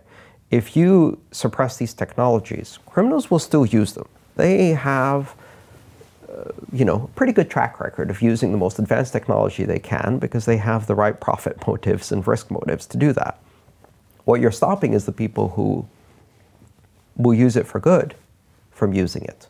And you're concentrating power in a way that's very dangerous. But I think we need to be less cynical about these things and really have more hope in humanity. Do you ever get in trouble? I mean, do you ever worry about being banned from travel by talking about these ideas? I have an enormous amount of privilege. I do get in trouble. I get in trouble with individuals, not governments. Some of the things I talk about offend people. I've been threatened many, many times. I tend to get threatened by various extremists. And for the most part, I don't have trouble with governments. Then again, there are certain places I can't travel to because it would just be crazy dangerous for me to go to those places. Such as? Especially with the things I say. I don't want to start naming them. Okay. So that's going to make it even worse. Okay. Even worse for me. All right, but places you've said things about their central banking procedures or said no, things where about I've the said things about their vicious, brutal dictatorships. Okay, primarily. Gotcha. So no trips to Turkey anytime soon? Not anymore, Okay. Unfortunately. I've been to Turkey. It's a lovely country with wonderful people. But you'd rather not chance it now? Not with the situation they have now, no. Because it's dangerous? Yeah. Because it's dangerous for people who speak. It actually, as of last year, they're the world's #1 jailer of journalists. That says everything you need to know. So, there's some places where I can't go, but other than that, no, I'm not worried about, certainly not worried about the US government or the British government why shutting down my right to travel. First of all, they can't because I have more than one passport. Okay. But secondly, at most, I'd get harassed at an airport for a few hours. Okay. And why do individuals hate you so much? I mean, why? What do you say that bothers them so much? Because everything you seems to be making sense, Well, what makes sense to one person offends somebody else. It's just a matter of numbers. I've been enormously lucky in terms of having this platform to have my voice heard and have my ideas out there and be able to discuss them in a very public way. And I have a lot of followers on social media, and that brings a certain statistical aberration, which is, 1 in 1,000 people has sociopathic tendencies. You gather 1 million people on social media, that means there's a few among them who will get enormously offended. They'll take something personally, and they'll threaten. Okay. It's just something that comes with the job. Gotcha. All right. It's like a lightning rod.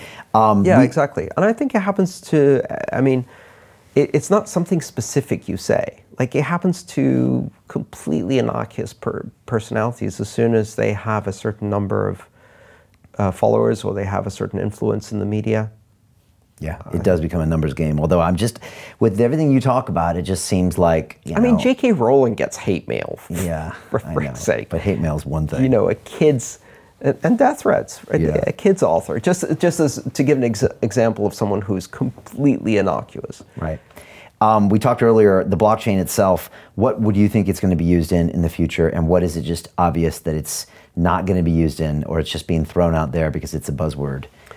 So, to me, I think one of the important things to realize is what is important about a blockchain and what capabilities does it enable. And I've talked about the 5 pillars, and you can add a few more and maybe talk about the 7 pillars. But so the pillars of a blockchain that I care about are, it has to be open, meaning that you should be able to access it and use it without any vetting or authorization or setting up an account. Just download software and participate in the network. No one gets to tell you, no, you can't be part of this. So it has to be open. It has to be borderless. This is an internet technology. It's fundamentally borderless. Where you come from, where you are, does not matter. It has to be neutral. Blockchain technology, let's give an example of payments. It does not care who the source is, who the destination is, what the value is. It routes from one end to the other, just like the internet doesn't care about source, destination, or content. That neutrality is a critical component for freedom, as well as very, very rapid innovation and the development of new capabilities. It has to be censorship resistant, meaning that no one should be able to stop a transaction from happening, whether that's a payment or some other form of transaction, or block people from participating in the system. And censorship resistant does not mean censorship proof. You can shut down parts of it, you can deny, disrupt access to parts of it some of the time. You can't disrupt all of it all of the time. Just like the internet, some parts of it go down, like last week, Google had a really big hiccup. Sometimes you can't access certain sites from certain places. But eventually determined people always find a way to get around these restrictions and find a clear path no matter where they are, no matter what they're trying to do. Okay. And that's important. I also think it has to be public. So the system has to be open and everyone should be able to verify it, which means it's also transparent. In terms of payments, you also need privacy. Without privacy, then many of the other features become weak. Like, if you don't have sufficient privacy, then you can't prevent it from doing a transaction, but you can be punished afterwards. Right. So if I get £1 million in Bitcoin to my account and it's public information, then I might be able to be found out or taxed or something after the fact. Well, I'll give you an even simpler example. Yeah. If I send money to someone who is a citizen of Iran, I'm in violation of the State Department and Treasury rules. Okay. It's a felony. Right. It's as simple as that. But also, if you buy an inhaler from the Silk Road or something else like that, buy something that is perfectly legal in the country where you are, perfectly legal to consume, but is illegal in another country that you have an association with or that you visit later. Right. Okay. So that's why privacy is important. Privacy is important because, even in free countries, because it's a fundamental human right, but it's even more important in non-free countries because in those countries, your political associations can be very easily not only scrutinized, but also disrupted by control over finance. Okay. A couple other things? Was that we mentioned everything there? No, I think I mentioned everything. And immutable is one of the characteristics that we see in Bitcoin and others, which is once you've recorded something on the blockchain, it can't be erased from history or reversed. Immutability is a characteristic that builds over time. So if I make a transaction now, for the next hour or so, it could probably, with a bit of effort, get reversed. After it's had 6 confirmations, as we call it in Bitcoin, 6 10-minute periods have passed, 6 blocks have been mined, it's pretty much guaranteed to stick around. After a day, it is immutable. The probability of reversing that transaction has dropped so low. I've made this prediction. I say, in our generation, we say it's as good as written in stone.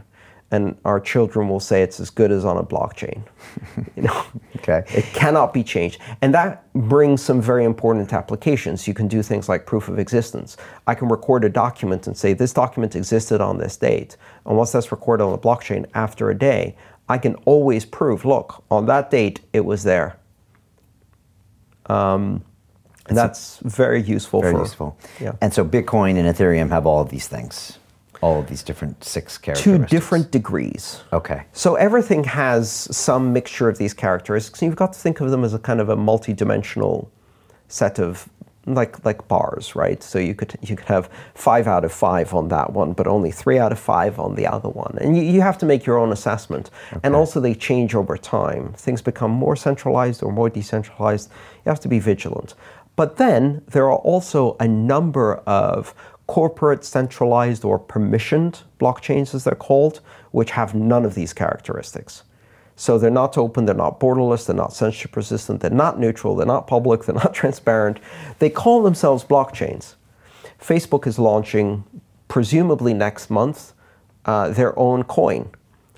We joke and we call it Zuckbucks, but they're going to call it Global Coin, I think, or something like that. Right. And the irony, of course, is it's not global coin, because it can't be borderless. And the reason it can't be borderless is because as global as Facebook is in most of its reach, its jurisdiction is very carefully controlled. So if you are a US citizen who has Facecoin, you can't send it, or Zuckbucks, you can't send it without restrictions. They're going to be subject to the same laws that PayPal has, and any of the other big banks. So it can't be borderless. It can't be neutral. They have to know the identity of both parties in every transaction, and those parties must be allowed. It's not open. They have to be vetted in order to participate. It's not censorship resistant. They have a legal obligation to censor transactions, certain transactions, right? Okay. So therefore, it has none of these characteristics. Which means it doesn't qualify as what? It doesn't qualify as what in your minds? For me, it doesn't qualify as revolutionary, interesting, or impactful to the future. Okay. It's going to impact banks because it competes very directly against banks. If you're a banker, you should be terrified now because you've got Bitcoin coming on one end, open, peer-to-peer, borderless. You can't play in that game at all because it's an alien thing. Right. And then on the other end, your best business, which is making payments and using technology, is now being threatened by a company that knows how to do technology much better than you and has a dopamine playful algorithm that can make people addicted, and 2 billion users on day one. You're screwed. All right. So you're excited by this development because it ultimately will help the crypto market, but you're clear to say this is not crypto as we know it, as far as... It doesn't serve the same market. Right. It doesn't serve the same market. It might serve some markets, and it's an interesting experiment, and it will promote the whole space. But it doesn't serve the same market as the open, private, peer-to-peer crypto. Okay. But will it be successful, do you think? Oh, I think, of course it will be successful. Zuckbucks. Have they tried to do that a few years ago, or no? No, I don't think so. I mean, let's call it global coin, or globe coin, or whatever they're going to call it. I don't know if they did. I mean, there's all of these rumors that swirl around that everybody gets excited, etc. But the other thing you have to realize, and this is really, really important, more than anything else, this is a surveillance coin. It is the worst kind of surveillance coin connected to the worst kind of surveillance company that's exercising the worst kind of surveillance capitalism, right? So, you want to play in that? I would never. I don't have Facebook applications. I don't have an account. I don't use it. It's not on my phone. I would never touch that stuff. You want to go there? Great. Remember, every time you make an easy transaction and you hear the little ding-ding sound of that, remember, that's the sound of democracy dying. That's the sound of independence dying. That's the sound of personal privacy dying. And you just made someone rich while killing all of the things that matter in free societies. That's harsh. It's true, though. It's true. It's the absolute reality. Yes, Grandpa likes sharing pictures. Yes, but Grandpa also used to be free. And his grandchildren are not going to be. So every time he shares a picture, you're watching democracy die a bit. And absolutely. Yes, okay. They're manipulating elections. They're manipulating our dopamine responses. They're manipulating attention. They're spreading radicalism and extremism. They're spreading misinformation that's leading to the greatest measles outbreak in the world ever seen. They're spreading conspiracy theories. And they're doing all of that while driving advertising and your personal information to, to people who are monetizing it. And now they're going to get in the money business. And now they're going to get into the money business. And if you let them, they're going to be very successful at that. And eventually they're going to beat the banks at it. And then Facebook's going to be your bank. Good luck ever escaping that.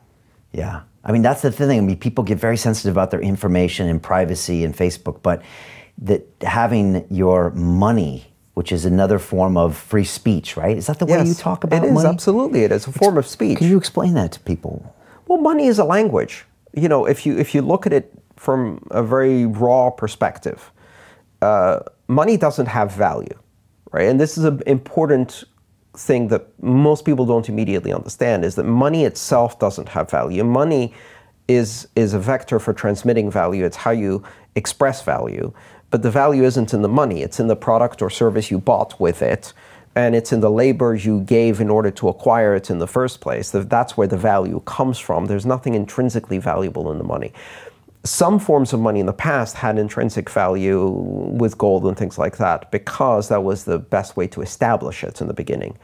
But money doesn't need to have value. In fact, it gets a bit in the way.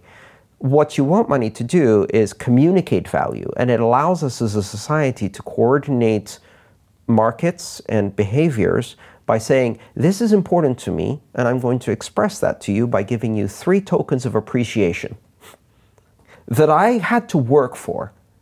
And the time cost of money is one of the most important characteristics. We value money, most people value money based on how many hours of personal labor and effort it takes to acquire it. That's why at some point it becomes funny money when you could acquire it trivially and you don't work anymore for it. Right.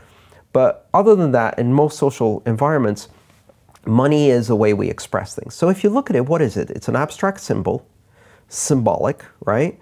And that symbol is used to express something and to assign a measure of value to it, so it has semantic value, it has meaning. So abstract symbols that have meaning that people exchange with each other, we call language. That's what it is. It's a peculiar language. It's not a general purpose language like English. But then again, neither is C++ that we use in programming, or PHP or HTML. That doesn't make it any less of a language. It just makes it a language of narrow scope and applicability. Money is a language of extremely narrow scope and applicability, but enormous power, because what it expresses is value, especially the value of human time, which is extremely valuable to people, and therefore it allows societies to coordinate on what they communally decide is valuable by aggregating the information of every individual decision you make as to, is this worth enough of the time value I've put into work today? Do I want it enough? Do I value it enough? And if you do, you send a signal that other people also coordinate with, that sets prices, that allow us to say, okay, we need more of this good because that good is important because people are buying it. Right. So it's a coordination mechanism. And once you realize that, you realize that it has a few characteristics that are really important. First of all, because it's a language that helps society coordinate the allocation of resources, many of your freedoms depend directly on your ability to express that language. Controlling that language is enormously powerful. If you can control the flows of money, you can control a lot of social activities as well as expression of personal values. Which is what the central bank and which is the governments do. censorship and the surveillance capitalism angle of this. And also, if you free it completely, then it gives a degree of personal liberty that is enormous. Then you can look at it from a technical perspective and say, well, if it's just a language, we can make it entirely digital. It doesn't need to have physical form. We can communicate it instantaneously to any part of the planet. Borders are meaningless. Race, religion, nationality, gender, none of these other social constructs are meaningful in the context of that language. So true neutrality means anyone or anything to anyone or anything. You don't even need to be human to engage in the activities of money. Software agents can do it, which is unique to Bitcoin and other open public blockchains, is that until now, only humans or associations of humans have allowed to have ownership of assets under law. And now, in fact, perhaps not in law, but in fact, software agents can independently own money without any human supervision, which is another mind-blowing thing that we haven't considered the implications. Does that mean AI could create companies in the future to Yes, satisfy absolutely. human demand? We can already create autonomous companies that operate without human supervision. They're called decentralized autonomous organizations, or DAOs. And that's actually one of the really interesting applications that comes out of Ethereum, which is another open public blockchain. Ethereum is not about payments. It's about governance and running software that acts autonomously. So you could have a corporation that has plenty of shareholders, but no bosses, or plenty of employees, but no bosses, or no employees, no shareholders, and no bosses, and operates on itself. One of the little mental things I like to throw out, like a mimetic idea, is what happens when you combine ride-hailing services with autonomous vehicles, with decentralized autonomous organizations and cryptocurrencies. You could have a self-owning, self-driving taxi, which is a taxi that by coincidence, by accident, or deliberately became emancipated. It's a taxi that owns itself, that drives itself, that owns and charges money from its customers and pays for its own electricity, maintenance, gas, or whatever, that doesn't have a human owner at all. It might even have shareholders or not. And it's just out there existing as this entity that survives in this world and makes a net profit, obviously, somehow. That doesn't belong to anyone. Yeah. And which people is the most are like, efficient. how could that possibly happen? Right. And the best kind of idea of that, which is almost like a little sci-fi story, is, well, it was owned by a person, and that person died without a will or any heirs, and no one noticed because the taxi continued to work. And so it became emancipated because it became an asset that's intestate. It's not being inherited by anyone. And no one seized it or stopped it from operating. So the morning after its owner died, the garage door opened and it went out on its taxi rounds autonomously without noticing that anything changed because of that. So you can actually see scenarios where this happened. This is based, I read this article about, they have this phenomenon in Japan where old people die in their apartments and they're not discovered for 2 or 3 years because all of their banking is automated, the air conditioning is on, their pension check keeps arriving in their bank, it pays the rent, it pays the electricity, and nobody notices they're dead because there's no one around to notice. They don't have any heirs or relatives. And now imagine if that person owned an autonomous taxi business and died. It can happen. Just keep going, almost like the emancipation of slavery, right? Like, Well, no, but there's no agency here. Right. There's no agency. And to some people, this is a scary future. And of course, whenever you come up with these crazy sci-fi ideas, you can make a Black Mirror episode out of it, and you can look at all the dark sides of this. A lot of people would think about autonomous organizations that do malice. But I like to think of it in terms of, what about building a decentralized altruistic organization like a decentralized charity? A charity that collects charitable giving donations in cryptocurrency, and then in response to activities that happen in the world, for example, noticing keywords about earthquakes or tsunamis in particular regions, right? Then distributes these charitable donations directly to people who are in that country, perhaps by saying, show me a geolocation on your phone that proves you are currently in the disaster zone, and I will send you a small amount to help you out. And then you'd have 100% of all donations go directly to charitable uses, 0 operating costs, 0 people in the middle to take advantage, complete transparency, open books, and you could have an autonomous charity with no humans involved.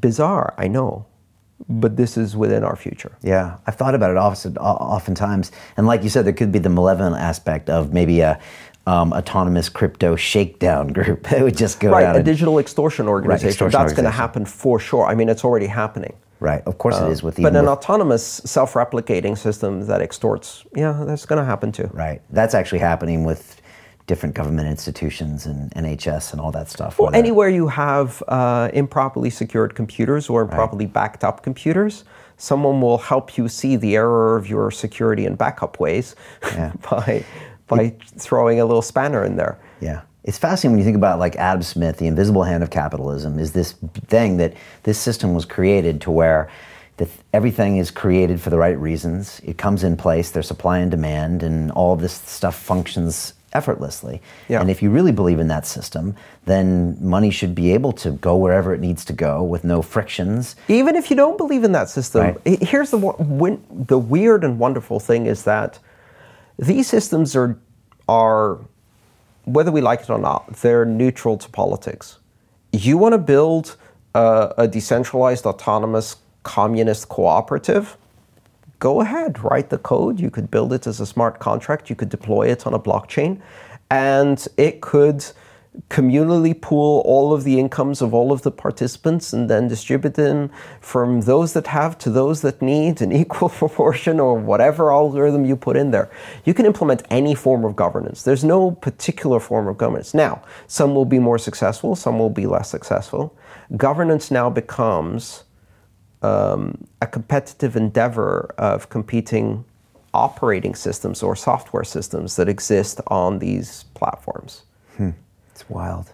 It's going to disrupt a lot of social institutions, and it's coming just at the right time, because what's already disrupting a lot of these social institutions is globalization and the increasingly interconnected and scalable nature of humanity, meaning that all of the institutions that worked so effectively that came out of the Industrial Revolution, all of these 18th and 19th century institutions that we take for granted today, from parliamentary democracy to the modern corporation to stock exchanges, all of these things happened in the last 300-400 years. All of those institutions have hit scalability walls. They no longer solve important global issues that you can't contain within borders, like climate change and pollution and war and human migration and global poverty and things like that. They no longer are accountable to the people who they're supposed to be accountable to. You know, when, for example, when we had the beginning of the American system of government, every single congressperson represented 10,000 people. Now some of them represent 10 million people, right? Because the population has increased. How do you do that? Not scalable. Concentrating decisions in one city on a country of 350 million people, badly unscalable, right? And if you create pyramid structures, the further away the top of the pyramid is from the bottom, the less information flows up and down, the more disconnected people become from the impact of their decisions. Pyramid scheme representative democracy doesn't scale. So what do we do instead? And by the way, I'm not arguing against democracy. I believe in even more democracy. I believe in direct democracy and more localization. Make decisions locally that affect the people who are involved in those decisions. Skin in the game. You know, so all of those institutions need to be re-envisioned for a modern, interconnected globe where communication travels at the speed of light and circles the globe in a matter of seconds, where the problems in one country cannot be contained and become the problems of everyone very, very quickly, either because of refugees or pollution or war or other, poverty, hunger, etc. And how do we solve those? With better governance. I'm not saying crypto and blockchains are going to solve all of these problems. Don't get me wrong. I'm saying here's a technology that might actually give us building blocks to do interesting governance experiments. And maybe we start those experiments by building a better corporation with more accountability to shareholders, or a better local council for a small village with transparent voting. Maybe we build systems that allow us to have more easy flow of trade and commerce at first. And then, if those work well, we take them to the next scale. What I do know is that these systems can scale to levels that the previous systems couldn't. So just as the internet took communication to a global scale and surpassed the limitations of newspapers and television and radio and the things we had before, and telephones, and really pulled the world together and also created a lot of ugly things. Now we're doing the same with money, with cryptocurrencies like Bitcoin, and the same with governance, with blockchains like Ethereum. And there's another 2,000 blockchains, some of which are complete and outright scams, most of which are, and some of which are doing interesting little experiments in little niches and are going to teach us something. One of the things I love about this space is that it's exploded. We're having the Cambrian explosion of experiments and diversity in this space. What are some of the cool ones that are happening out there? I'm not going to name any of them because I named the two that I've written books about that I've studied the most. The others, I don't have enough time to study them in depth, but also an endorsement is a dangerous thing, right? And I don't endorse any of these even for investment. Right. I'm talking about, I see interesting experiments in technology. Okay, and that could change the way all of our institutions, like you said, that have been grandfathered in for hundreds of years might potentially work. Exchanges. We can now do healthcare, trust, voting, security, and currency on the internet. And just like the internet brought many huge advantages to the world and a lot of ugly things, it's going to do the same now for money, trust, and security. In many ways, these early experiments, this Cambrian explosion of opportunities and possibilities in the blockchain space, is very confusing to people. There's too many things going on and it's moving too fast.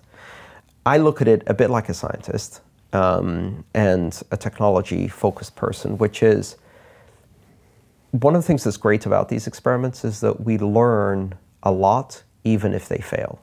And if you look at science, we actually learn more if they fail than if they succeed. If they succeed, you know the narrow set of circumstances in which they succeeded this time in this context. If they fail, they demonstrate a way that they can fail suddenly and catastrophically, which teaches you a lot more, right? So if you look at one of these projects and they implode, or their governance breaks down, or people exploit a loophole or find a bug, you're like, okay, so that's how you blow up a blockchain. Interesting. Let's not do that. And all of the other blockchains learn that lesson for free, right? Right. And some of them succeed, or at least succeed for now under the current context and evolve a bit. And then we're like, okay, great, we know what works, or at least what works at this scale. Let's keep trying. Wow, it's really fascinating. This whole autonomous network is really interesting because when I think about like the great startups we've had in the last 5 years, or startups, like whether it's an Uber or Facebook or whatever, those were all humans in situations where they had to put their life on the line, they had to go raise capital, they had to convince people and try. What if there was an autonomous network that was just constantly testing, experimenting, and when the capital was there, it would just go in and imagine the inefficiencies it would solve, and like, it could be on one hand scary, but on one hand just a billion-dollar corporation just popped up in the last 4 months. No human ever would have thought about it, but some AI piece that was locked into a crypto thing just did it, and now it did this massive, it improved something, maybe in healthcare, maybe in charity, or maybe in this, and now it's just there. Well, even the example you just gave, and I'm just going to diss a billion-dollar company that just went on IPO, but Uber, what exactly does Uber do? other than take 20%. They Right. use... It's peer to corporate. They write software, okay. But so the reason I trust the driver is not because they've been vetted by Uber, but because I look at the reputation score they have from other riders, right? Right. And you can do vetting, you can outsource the vetting part. That's not hard. You could outsource that to another company and only accept users who have been vetted. For that very, there is room for some vetting when you have the opportunity for people to come into contact in that way that can be dangerous. And they act as an intermediary for the payment, which ensures that the driver will be paid and that I won't pay more than I agree to. Great, we can do that with an escrow contract. We don't need any company to do that as an intermediary, and certainly not at a cost of 20%. They match riders to drivers. Well, they do that, but they only do it if the driver is running that application, and they do that in competition with 5 other companies. As a result, they fragmented the market. So there's not enough drivers or riders to compete with them, and they create monopolies that are completely unnecessary. They write great software. Like, well, honestly, we could do that open source at this point. The idea was great, but the execution has created this hierarchy where does most of the money go? Most of the money goes into debt servicing on low interest, highly leveraged debts that they've been getting in order to expand their monopoly status. And I'm not just picking on Uber. I pick on any of these billion-dollar unicorn technology companies and give me a good reason why they can't be replaced by a collaborative application that connects peer-to-peer without all of the intermediaries that costs a lot of money. And so this is also and people hear that and like, ooh, that sounds a bit communist, right?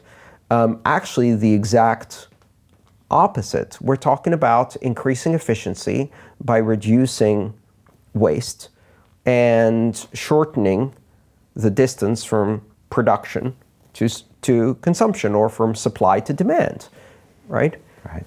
Ultimately, the work's being done by a driver, and the value's being provided by a customer. And that applies to Airbnb, it applies to a ton of other things. At some point, you realize that there's no need for a company. Now, in the internet era, we already realized that in terms of there's no need for a phone company if you can have a phone app. And that's why Skype is free, or any of these other messaging and video conferencing things are free, is because there's no need for a company to take a percentage or value just to transmit communications. Right. We're going to see that happening. This is going to drive the second big wave of disintermediation on the internet, which ironically is going to disintermediate many of the first wave unicorn billion-dollar companies, because you don't need them anymore. Interesting.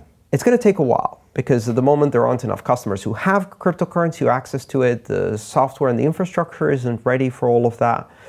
But the ideas are already stewing. And so the sharing economy is actually much more interesting if you envision it as a peer-to-peer sharing economy based on commonly agreed, decentralized, autonomously operating structures that provide trust, reputation, and control the interaction so you can't cheat each other, but otherwise don't make any money of this. Or if they do make a bit of money, it's in order to fund more software development. They do it in a completely decentralized manner. Yeah. It's fascinating. I mean, think about that market capitalization of $80 or $100 billion just being distributed back to the network, and then it being replaced by this peer-to-peer. The drivers get paid more, the customers pay less, and you have one less unicorn company, but who cares? Goldman Sachs will lose an important destination for their debt products. Now, the only thing that Uber needed to get started, though, was a massive capital investment, which took belief by other humans to get it started. Right. And that's something that would be hard to be done by an autonomous network. If only we had some kind of crowdfunding mechanism that opened to a giant global pool of investors who otherwise didn't have good investment opportunities, and they could simultaneously improve the future of their children by taking a bit more risk. And that's why ICOs are not just a scam.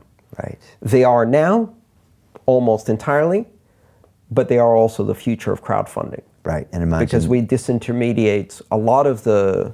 It's really ironic because this space got flooded by venture capitalists in 2014, and what got born out of it actually disrupted venture capital first before any other industry. Yeah, it's crazy because the ICO is quite beautiful in the way it's laid out. Yeah. It just wasn't used to the great means, and it also kind of, you're right, kind of made those initial venture investments, well, it takes them out of the loop, doesn't it? You don't need them anymore. You don't. And also you bridge this enormous gap that exists between the early stage organic funding, where you have a founder who's basically using a credit card or their savings or friends and family to invest in a tiny, tiny startup. And then you've got this gap. There's a bit of angel investment in between, but that's mostly prevalent in the US.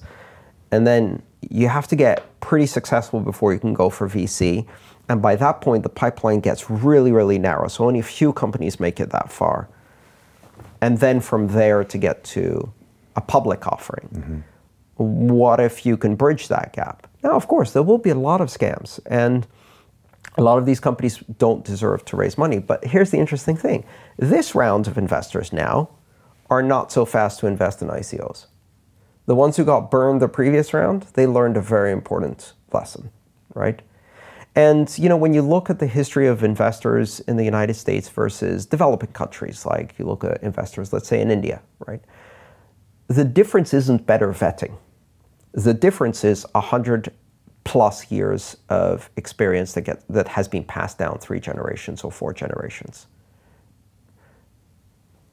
The reason American investors are harder to cheat with stupid investment schemes is because they've internalized a lot of the looks too good to be true, 10% compound a month return on investment is probably a Ponzi scheme. And so they see these things and are immune to the obvious scams. There's a danger here because the scammers generally go for the least educated, the least informed, and usually also seniors who are in a more vulnerable age or even have cognitive issues and don't remember what happened recently. But you know, the way we build better investments and more security into the system is not by introducing the 19th or 20th century regulatory framework of institutional regulators. It's by building a decentralized vetting and regulatory organization. You could actually build within the programmable systems themselves better mechanisms for trust. Like, for example, putting the investments in escrow, where the people who are involved in founding the company or who are running things get a small percentage of the money. The rest of it sits in a pool controlled by the shareholders. They dole it out as needed based on repeated pitches and not just one, take it all, run. Right.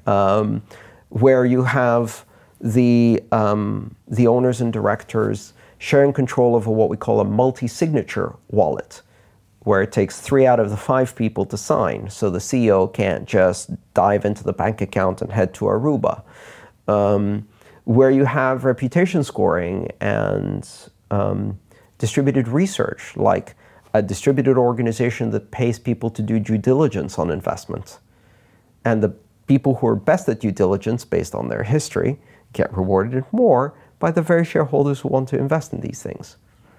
We can build mechanisms for the 21st century to solve the problems of the technology that we built in the 21st century. We don't have to go back and say, you know, it'd all be better if it was run by a king. Right, right. That's what really well said. 100 years from now, what does this world look like if it's gone the way you hope it will? I can't even tell you what's going to happen in crypto in 100 days from now. Well, you can tell us, you know what's not going to happen in 100 days. It's not going away. Okay. But I think 100 years from now, if it goes to where you want it to go, yes. What does my day look like when it comes to my money and my spending? Is everything completely decentralized? Is it all crypto? I don't know. I think what happens is we live in a world where there's far more equal access to opportunity and to the basic human necessities and rights. we already live in a world where no one needs to go hungry. Unfortunately, we live in a world where people go hungry every day, unnecessarily. I think a lot of young people aspire to that, and then they hit middle age and they're like, ugh, we can't fix it, it's impossible, right? And it's not. The history shows that things are getting better and better and better. Even though they look grim, they're actually not. Violence is down, preventable deaths are down, life expectancies are up. Fewer people go hungry every year, fewer people die of preventable diseases every year. The world's getting a better place. Now, can we accelerate that? Can we better distribute resources where they're needed and match with needs? A lot of that is inefficiencies that are mostly political in nature. And I think the internet gave us a glimpse of a more connected world. And now we need to re-disrupt the internet because some parts of it got awfully centralized and surveillance-based. And cryptocurrencies now give us a second breath. I predict that in 30 years, we're going to have to disrupt blockchains with something else.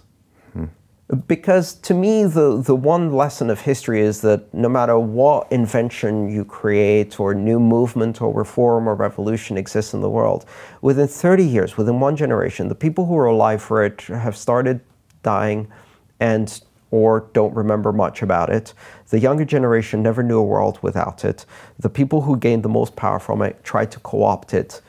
And as soon as they climb the ladder, they pull it up behind them and go, see ya, suckers. And you have to re-disrupt things. You know, we think about disrupting banks today. Think about what banks did in the 16th and 17th century. At that time, the only person who had an account who could draw debt and write a check was a king. That's it. That's it. There was only one person in the realm who could write a check drawn against the treasury, right? There was one bank, just one. And that was a modern invention. The idea now that everyone can, and in fact they don't, we've surpassed that. I find it amusing that today, the privilege of kings and queens is the thing that if the grandpa or grandma pulls out a checkbook in the line in front of you in the supermarket, there's an audible groan from 30 people. So like, really? Right, but that's a beautiful right, actually, that we've forgotten about. But that freed billions of people and raised billions of people from poverty. The modern corporation that today, in many ways, has become, in some parts of the world, kind of this grotesque exploitative system, was the first time anyone other than kings and aristocracy could invest in something, some venture, you know, and in those days, venture meant actually going somewhere, like, here's a ship, go find something. Right. Those were the first ventures and the first corporations. And today, many people in the Western world have access to an enormous array of ventures that they can invest in. But all of the systems eventually get co-opted. So the one enduring thing through all of history is the nature of change and the need for change. Everything has to be disrupted. When people ask me if I'm politically left, politically right, a capitalist, a communist, I say I'm a disruptarian. I believe that everything that we put in place, every reform, every new thing that we build is great because it brings new hope, new freedom, change. I'm very progressive in terms of wanting things to change and improve for people. I think there was no golden past, but we can have a great future if we all work with it. But no matter what, things will get co-opted, things will get compromised, things will get ossified and solidified and sclerotic, and then you need a new round of change and a new generation of hope to shake things up a bit. Because if we don't, the only way out of dysfunction usually is violent revolution and violent change. And it's much better if we do it with nonviolent change. And I strongly believe in nonviolence and what we can achieve with collaboration and technology, actually. But we need to have a disruptive mindset where we're disrupting everything every 5 or 10 years and be willing to do that. Because all the young people that are into this blockchain now, 20 years from now, they might be holding on to it for dear life. Oh, right. When the next generation is saying, come on, we've got to move on. You know the saying, which is like, when everything that exists in the world, when you're born and into your teen years, is as the world has always been. Everything that comes into the world when you're in your teen years to your early, 30s, is new and exciting and wonderful and full of hope. After you're in your 30s or 40s, anything new that comes into the world is an abomination against nature and should be stopped because it's destroying the natural order of things and all of the things that were good and great when you were a child, right? And so generational change is what drives humanity forward. Right, the cycle of humanity. We need young, naive people who have not yet internalized the idea that it cannot be done and have the audacity to do it anyway. Because that's the only success there is. And, I find myself at times afraid of new things and uncomfortable with change and find it harder and harder each year to learn new things and to adapt and to keep myself relevant. How old are you now? Roughly. I'm 46. Okay, really? I thought you were in late 30s or something. Thank you so much. And where are you going to be in 5 years? Like, what do you want to be doing? I know you got a big team now. You said like 9 people. Yeah. You've 6 books.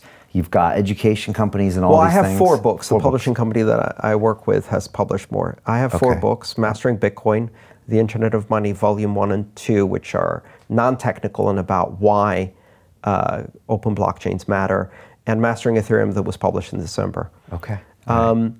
I've distilled my focus at the moment to one simple, let's call it a mission statement as a cliche, which is educate as many people as possible in as many languages as possible about the future impact of open blockchain technology. And that's my mission. It's very simple. And I added a few things. As many languages as possible is, in the last couple of years, I've really focused on internationalizing my work. And because it's the non-English speaking population that needs this the most. Exactly. So I'm learning Spanish as fast as I can myself, as well as getting all of my work translated through an army of volunteers and supporters. Is Spanish the biggest force multiplier when it comes to a language? Of a single language that can have the greatest impact? I mean, English is, but second to English, I would say it's a tie between Spanish and Chinese. Okay. I mean, because English, maybe you're already preaching to people who don't need it as much as other people. Exactly. So yes. I'm wondering if, so Spanish and Chinese maybe for our technology, absolutely. Okay, and the impact you want to have on education, it's Spanish and Chinese? Yes, okay. At first. And we mentioned India before, but like when you look at China, what do you see there? Hope? Well, they banned cryptocurrencies 2 years ago. They've banned cryptocurrencies 5 or 6 times in different ways, and they always announce, and then it actually doesn't do what they said they do. But they banned exchanges. They banned exchanges from having bank accounts. They haven't banned personal ownership of crypto, so it's just kind of moved underground, which, if you want to be cynical, it's so that the people who are part of the ruling party can stuff their digital wallets as full of cryptocurrencies as they can, as they devalue the yuan month after month after month. And now that I've said that, it's going to be difficult to travel there. But that's always what happens. You can't get crypto out of your country. You can only get your country out of crypto. So they've disrupted and damaged the local industry, but it hasn't stopped the capital flight and the erosion of their currency controls. Okay. Tell me about you personally. What's something you do every day that's non-negotiable so you can continue to function as Andreas and, do the work that's important to you? Because I know you're always in different places. I read every day. So it's very important to me, both as a form of leisure, as a form of calmness, but also to keep learning.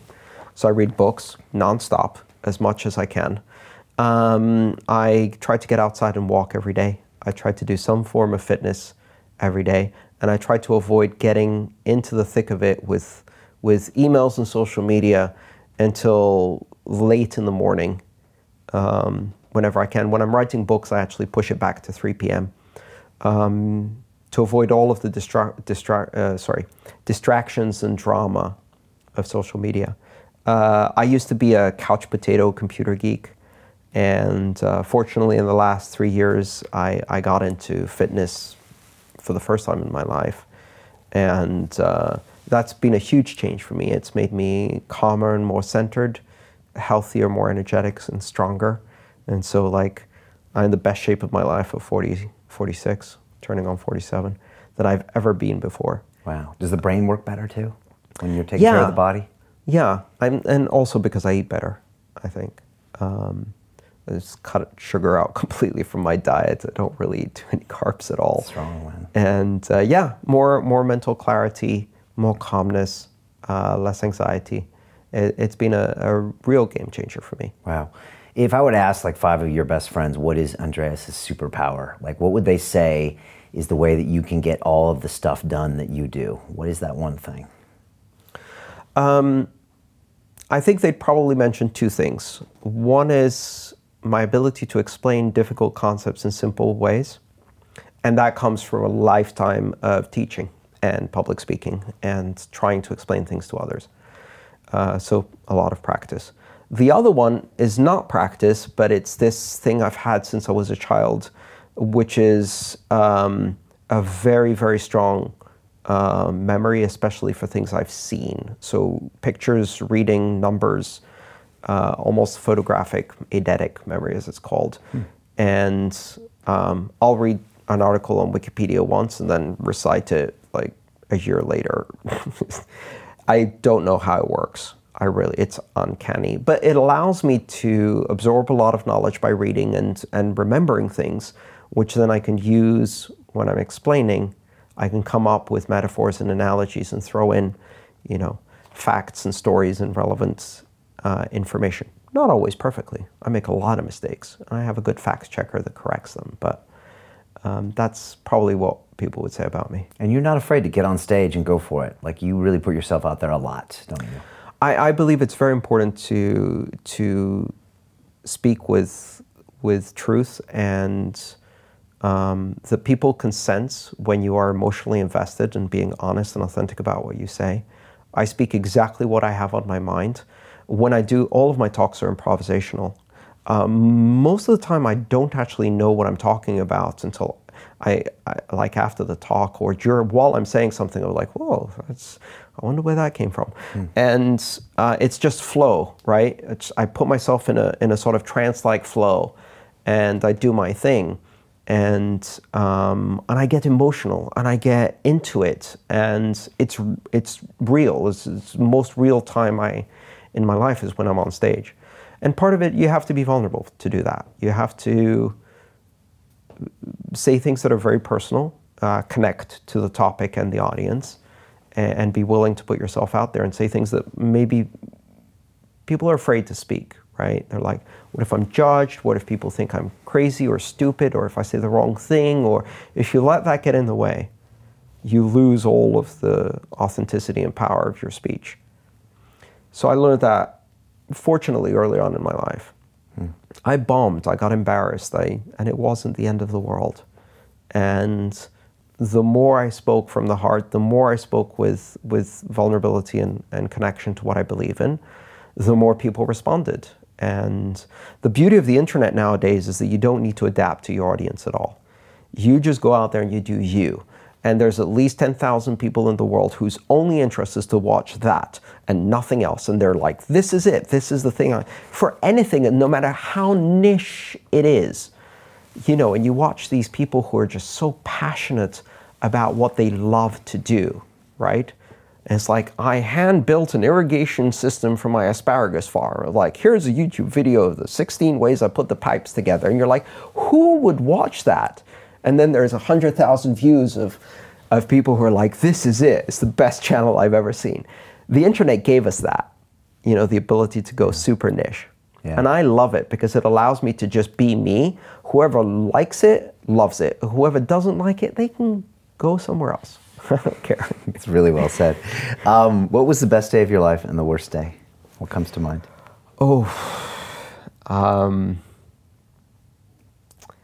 That's a tough one. I wasn't expecting that question. I might have asked you this before. Yeah, I still don't expect it every time. I probably should have prepared better. That's all right. What comes to mind? Oh, best day, worst day of my life. Well, I recently lost someone in my family that was very, very painful. So loss is hard. And one of the things I realize is that increasingly that's an aspect of aging, right? So being surrounded by people who are older, having the generation of my parents age, my parents, and then experiencing loss again and again and again, and the sudden realization that this is going to be the theme of the second half of my life. If I'm lucky enough to live long enough and not be one of the people. But like the longer you live, the more you're surrounded by loss. And I'm beginning to realize how terrifying that can be and how hard it can be and really, really sad. So that's scary. And, you know, one of the worst things that happened to me has been loss. Best thing that ever happened to me. The phrase, your cancer is in remission. Can't get much better than that. Wow. That happened to me at age 29. Wow. It's followed one of the scariest years of my life when I first got the C word diagnosed. I was very, very lucky. I got it early. It was testicular cancer, highly treatable at the time. Decade earlier, not so treatable. Wow, very common in that age group of men, isn't it? Exactly. It's the one that hits very early. But 10 years earlier, it wouldn't have been treatable. I think the University of Indiana treatment protocol that they developed was only 10 years old. I didn't have to use that because I was one of the lucky few who caught it early enough and it wasn't a very aggressive form. Wow. But other people who survived it because of these new treatments. Wow. So, you know, the most bizarre coincidences in life separate survival from not, life from death. So that was life-changing and a weird but also great moment in my life. What did it teach you? Well, it wasn't that taught me anything. That taught me nothing. That was just a huge relief. It was the year preceding it that taught me that, well, I can't take anything for granted. This could be it, and gave me a completely new perspective on my life and what I wanted to do. Within 1 year, I run out of fucks to give, just immediately, depleted, balance zero. And I achieved that rare state that most people achieve in their 80s when they suddenly have zero fucks to give. And they just start living their life, not for tomorrow, because there isn't much tomorrow, but for right now, for what you really believe in with very little fear, because what's the worst thing that could happen to you? Cancer? Done. You know, death? Possible. Might as well move on. That perspective at 29 was enormously powerful. Enormously powerful, and it changed my life. Of course, within the next 5 to 10 years, the memory fades. The routine reestablishes itself. You lose track of what's important. You forget that you're mortal again. But there's still that little glimmer, that memory. And I can go back to that and go, none of this matters. It's all bullshit, right? There's a bus waiting around the other corner and it could be all over. I'm flattened, right? I think that's one of the beauties of age, which I didn't appreciate it as I was getting older. When you're very young, you're immortal. And that's great because it allows you to take enormous risks and do things that are crazy. But then the realization that you're mortal is also a very powerful moment. And it can actually free you up to stop worrying about things and get on with things. As the Buddhist saying goes, every man has 2 lifetimes. And the second one begins when you realize you only have 1 lifetime. So that's powerful, right? I heard that like a few days ago, and it was the first time I've heard it, so it's so powerful. Yeah. Yeah. But again, You can say that all day and it means nothing. But the moment it becomes a very imminent and possible reality, or at least even plausible reality, it rocks your world in an unpleasant way. And then when the good thing happens, you're like, okay, how can I use this? Yeah. Well, that's powerful. Thanks for sharing that. What would we be surprised to learn about Andreas? Something you do daily or every week or so that has nothing to do with crypto or Bitcoin, or some pleasure of yours that you do that we'd be surprised at? I don't know if I've told you this, but one of my hobbies, or probably the biggest hobby I have, is I'm a pilot. So when I was 19 years old, I was in college here in London, and a friend who was a glider pilot who flew in, I think it was in Hertfordshire, who flew gliders in Hertfordshire, said, why don't you come along and go for a flight? And I mean, I've been in commercial planes, and I enjoyed flying commercially. I was like, this could be fun. So I went, and I was gripped by it. I was like, I want to do this. I want to learn how to do this. And then it took me like almost 2 decades to finally get enough hours. But I started taking private pilot lessons, and immediately when I was 19. Glider lessons or powered and glider. Okay. And every year I'd managed to get 5 or 6 before I ran out of money or time. When I had money, I didn't have time. When I had time, I didn't have money. It was the the other catch-22 of youth. And finally in 2014 and 2015, I did it intensively.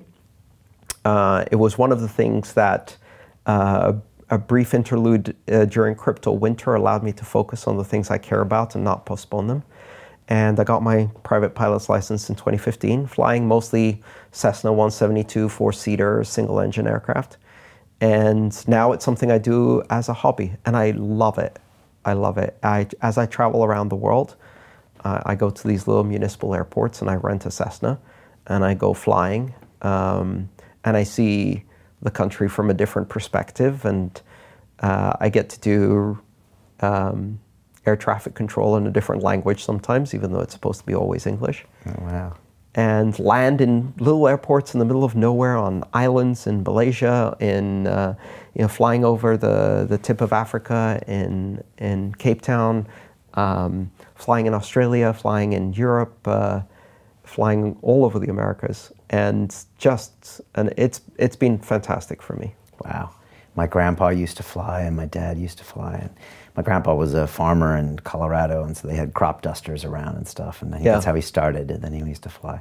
I used to fly Robinson R-22s. Oh, very nice. I've actually taken an R-22 lesson. Okay. They're devilishly hard. They are. Helicopters. We used to see the gliders as well out here in England, and you'd see them just in this one area, and they'd be floating around, and we would stay obviously away from you guys. Yeah. But rotorcraft are crazy. They're just these little lawnmowers in the sky, highly unstable, but really exciting. Yeah, I like the fact that in a plane, if you let go of the controls, which most of the time you're not touching the controls, or you're just keeping one finger on them just for reference, they just keep going, right? Like if you properly set up your aircraft, it will just keep flying in the same direction and altitude as you did. It's a stable machine. Yeah. And even if the engine quits, there's a lot you can do, and it keeps flying. It doesn't just fall out of the sky.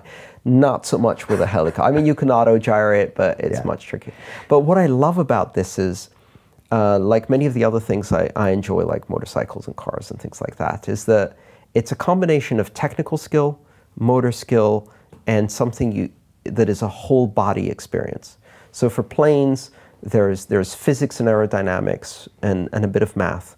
There's this very methodical and detail-oriented attitude you have to the science of it, but also the respect for this machine, because it can kill you if you're not careful. Yeah. And then when you're in it and you become one with the vehicle, and your body is flying through the sky at 200 miles an hour, and with a couple of fingers, just light touches, you can be anywhere you want in the sky. And that feeling is the best thing in the world. Yeah, it's very meditative too, isn't it? Because your mind has to be on all these other things, including your survival. And like you said, all these physics and things. And yeah, I used to love it. I got about 50 hours in, and Then when I started training jiu-jitsu, I forgot about it. But at the time, it was powerful and scary as well.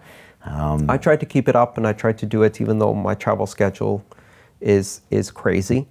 And I recently managed to build up my hours again and do a lot of flying in California. Which was a lot of fun. California is amazing to fly. I love that. What scares you? What scares me? The same mundane things that scare everyone. I'm scared of my own failure. I'm scared of disappointing the people I care about. I'm scared of the uncertainty and lack of control that we all have, because control is an illusion. You know, the world whirling around me and me not having control of it.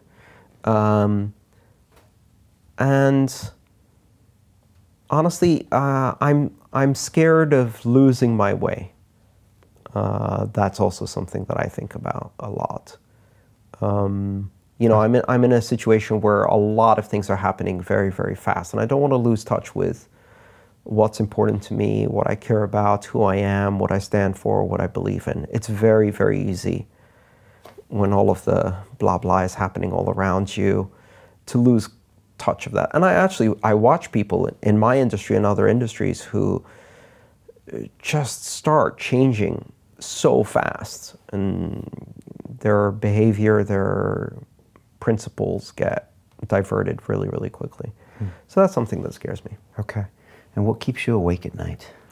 Nothing. I sleep very well. I have a noise machine. So I battled with anxiety all my life. And one of the things about anxiety is that it can make it very difficult to sleep when you have a lot of anxiety.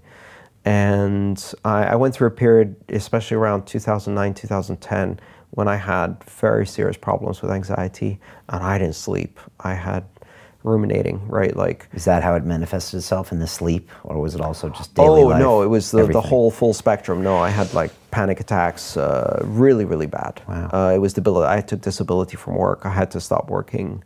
I couldn't sleep at all. I was a mess. And I gradually worked my way out of that with a combination of cognitive behavioral therapy. I strongly believe in having someone you can talk to who is an ally and neutral and compassionate and professional, so you don't burden your loved ones with that. And introspection and mindfulness, which are part of that. And gradually things got better, and now I sleep really well. Wow. I have the occasional day when things get derailed and jet lag doesn't help. But I have a very regular sleep schedule. I sleep at the same time, I wake up at the same time without alarm clocks. I sleep through the night peacefully. And I think a lot of it has to do with the fact that I know who I am now to a degree that I didn't before, and I'm at peace with myself. My actions are aligned with my principles. The work I do is enormously satisfying because it feels meaningful. And I get to reconnect with the things that matter to me on a daily basis. Fitness also helped a lot. Yeah. And yeah, I sleep great. It's amazing how those things can solve a lot of quote unquote problems in life. You know, it's amazing how addictions and anxieties and insecurities fall away if you can find something that aligns with your principles and connects you back with people, that gives something back to the world. I don't know, I found that a lot of my battles that I had 10, 15, 20 years ago, I don't fight anymore because I'm doing something I feel great about, and I feel connected also back to this world where I didn't always feel that way in my 20s and 30s. Well, I mean, they're all manifestations of basically toxic emotional states. So guilt, because you have cognitive dissonance between your principles and your actions. Shame, which is a very toxic emotion, and maybe because of trauma or other people treating you poorly when you're a kid. And fear, which is the most toxic, right? Or some swirling miasma of all three. Yeah. And that's why people seek outlets or behave poorly. And I've had to deal with all three. So I don't much anymore. Yeah, I've had my journeys with all three as well. And I currently don't much either. I'm very grateful. Most people either have the journey with that, or they simply don't know that they have the journey with that because they're hiding it from themselves, and it's a difficult place to be. Yeah, it's true. We all kind of go through those extremes. Right. It's part of the human psyche. You have to have those emotions too. Wish we could turn them off. Sometimes as a geek, I dream of a world where you have an emotional, what's it called? An emotional regulator, like Lieutenant Commander Data in Star Trek, right? So you're like, fear, turn it down. Of course, that wouldn't work so well. Within a week, all the dials would be at 11, and you'd still be a mess. Yeah. But it's an interesting thought experiment to think about. Yeah, for sure. Andreas, I always ask a few questions at the end. I'm going to ask you those right now. If you could make a phone call to the 20-year-old Andreas and give that young man a bit of advice based on everything you know now, personally, professionally, what would you tell him? And what was he like? He was painfully shy, self-conscious, insecure, often scared, and quite traumatized from his childhood. So what I would say is it gets better, but most importantly, it gets different and in ways you can't even imagine. It gets weird, it gets strange, it changes in ways you couldn't even fathom. Nothing seems to connect. And to not fear so much. But of course, the 20-year-old wouldn't hear any of that. I mean, that's the problem with it, right? Is that I could even have lots of people telling me that, and until I had the life experiences to internalize those ideas, you know, even if I heard that phone call, I wouldn't act on it. I wouldn't be able to even understand it, right? Yeah. So, which I guess is why time travel doesn't exist. Exactly. On that same note, best advice you ever received? Could have been from a parent or a co-worker or someone in the crypto space. Something come to mind? I mean, a lot of it is very cliche advice, which is very easy to read and very difficult to act upon. The following success secrets are only available inside the London Real Tribe, where you get exclusive access and insights from our high-performance guests on wealth creation, productivity, leadership, morning routines, health, and well-being. To join our tribe community, go to londonreal.tv/tribe. Now, let's continue with the show. That's good advice. Last part of that, to that 20-year-old that's watching, listening to us right now. Mm-hmm. Advice to them. I mean, they've heard a lot of ideas about privacy, about money being almost, you know, a mechanism of speech and of will, and of what we need to be worried about. Advice to them about things they can make, simple steps or ways to prepare themselves for the change, or prepare themselves for the world we live in now, to where they're not caught out, they're not in distress, they're not starving. What would you say? None of the advice that I have to give is applicable to anyone else who doesn't have the same circumstances with me. And I think there's a very big mistake we make to look at people who have been successful, who have achieved things, and say, how did you get there? Tell us your secret. And their secret only applies if you had the same context when you were starting out, and all of the probabilities lined up in the same way, which means none of it applies. Worse, a lot of the time we're perpetuating selection bias and survivor bias. They got there because, and you're talking to them because they happen to be the ones that succeeded. You don't get to talk to all of the ones who failed following the exact same advice, or trying the exact same shortcuts, but getting the timing wrong by 2 seconds or whatever. So I don't know that I can give advice like that, other than most people severely underestimate the power and range of capabilities and even the range of options they realistically have. So did I. You know, that's something that comes with maturity, age, and luck. When I was in my 20s, I thought I could do a lot less than I could. I thought I had fewer options than I do. I have no choice, or I thought the number of choices I had was limited. It's infinite. And the power we have as individuals, both to endure things that we think are unimaginable and to succeed in ways that we think are impossible, is much greater. If young people knew how much power they have, the world would change very, very quickly. You know, and you see it sometimes when an idea catches a lot of people, and you'll have a situation where all of the students in that country decide not to go to school the next day because they want reform of this particular circumstance in their life. And everybody's like, ha, that will never work. And after 2 days, they're all like, oh dear. Right? That certainly did work. Yeah. Or simple examples like that, you know.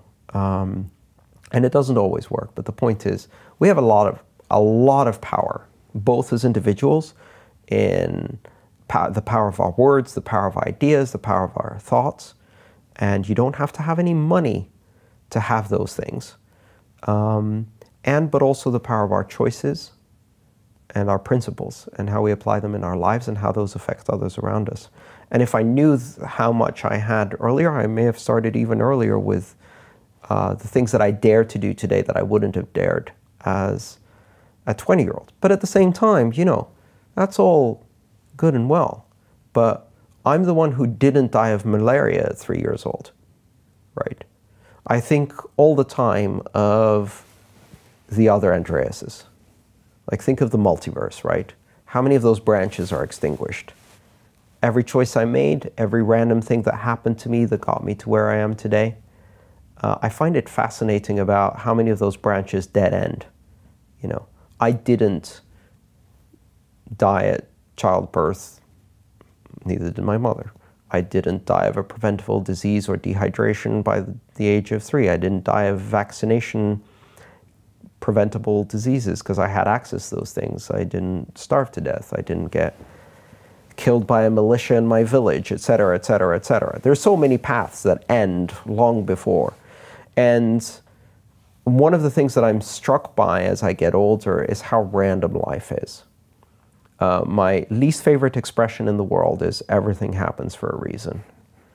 And my true credo and worldview is everything happens for no fucking reason at all. We live in a universe of utter chaos in which the trajectory of a particle 20 light years away may change your life in ways you can't imagine in 20 years when it gets here, right? Or destroy your life completely. And it's like you're riding this canoe on white waters and you are firmly convinced that all of the paddling you're doing is really, really making a difference. It's making a tiny difference, but in truth, where you end up is up to the river, not you. and that is a terrifying idea, but it's also a very powerful idea. Because if you stop worrying about all of the control you don't have, you can get on with the important job of paddling and enjoying the scenery that's rushing past. Yeah, yeah.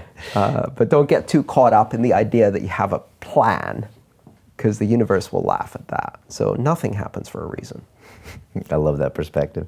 Andreas, as usual, when you come on, we talk a little bit about blockchain and crypto and a lot about life and philosophy and personal freedoms and all that. And that's why I love talking to you, because every time you're here, it just like makes me really go back and really think about these things. And I think people that are watching are really thinking about like, oh, I was just going to use the Facebook coin. Like, I never thought about why I wouldn't. And, you know, I was just going to do that. And I never thought about how my bank is that. And all of these things that maybe 5 years, 10 years, 25 years from now will play out in a way where we're somewhere we don't want to be, because we didn't protect those little personal freedoms being eroded every day. We didn't stick our hand up and say, hey, what about these people? How come this isn't happening? Why is this overregulated? So I love these ideas, and I hope everyone just really takes some time and meditates on these things and really engages in like thinking about all of these institutions, what they do on a regular basis, how they use their money every day, how they can't use it. What would happen if something kind of went weird and wrong? I always think about what happened if I went out if I was on the lam. Like being on the lam these days, it's like, you know, what if for some reason, like, you know, the government didn't want me to do something? Like, I don't think I'd last more than 20 minutes in this city with the surveillance. So it always makes you think, like, who's really in charge and what freedoms do you have? One of my favorite rappers named Ice-T says, he says, freedom of speech, just watch what you say. That's one of his great lines. And I think that's a lot about what you talk about. You know, we have these freedoms or these illusions of freedoms, but they're only to a certain extent, you know. So I love what you say about that stuff, and I like how you're very cautionary about the things in crypto, and you're very careful about what you say as well. So thank you. It's been a real pleasure. I enjoy these interviews a lot, and I think the last one we did was probably one of the more personal conversations I've had with someone, and it was very uncomfortable. When I left here, I was just, maybe I shouldn't have said all those things, second guessing myself. And then I realized, no, this is what I believe in, which is just be myself and be vulnerable. And the response was unbelievable. Like, so many people contacted me after that and said, you know, I really appreciated just seeing you as a person and hearing these more personal things. It's actually one of the favorite videos that people quote was from the previous London Real one. So it reminds me why I enjoy doing these. And thank you for doing such a great interview and bringing that out. No, my pleasure. And I remember, you know, we got into some deep moments there, and it was really powerful. And, you know it's uncomfortable at the time, but it just really connects a lot of people right into you, because you share this human moment, and they're like, wow.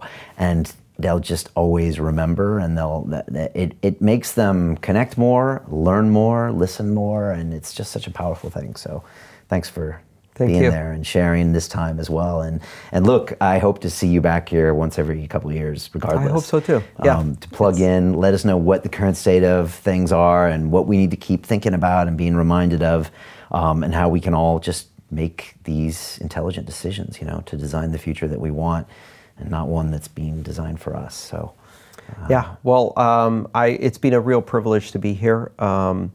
Just for reference, this is city number 3 of a 7-city Europe tour that I'm doing in 28 days, more than 20 appearances.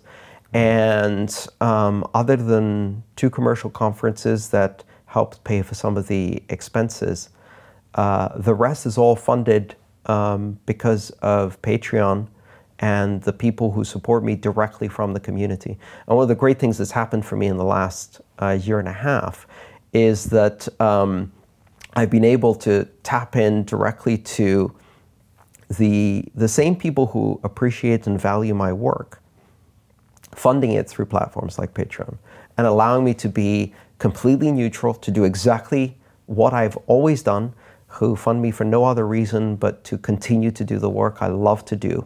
And every time I go to one of these events, people will line up and come and say hello to me, and I'll take a photo, and they'll say, like, aren't you tired of like smiling for photos with all of these strangers? I'm like, no, all I'm thinking about the entire time is, this is my job.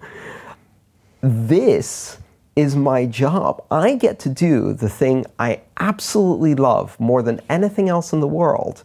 And for some reason, this has become my job, and I am so lucky. And I smile so wide when I think that.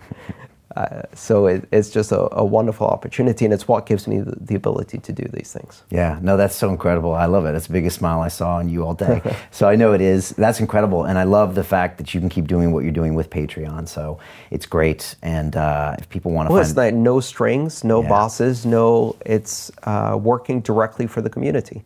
And it's one of those things, well, I mean, it's got the centralization problems with the payment networks, et cetera. But essentially, I've been hired by more than 1,000 people, and I work for them. And they represent the thin end of a giant community that supports my work. And it's incredible. That's incredible. And your website is andreasantonopoulos.com? Is that it? Well, the easiest way to remember it is AANTONOP, or Antonop.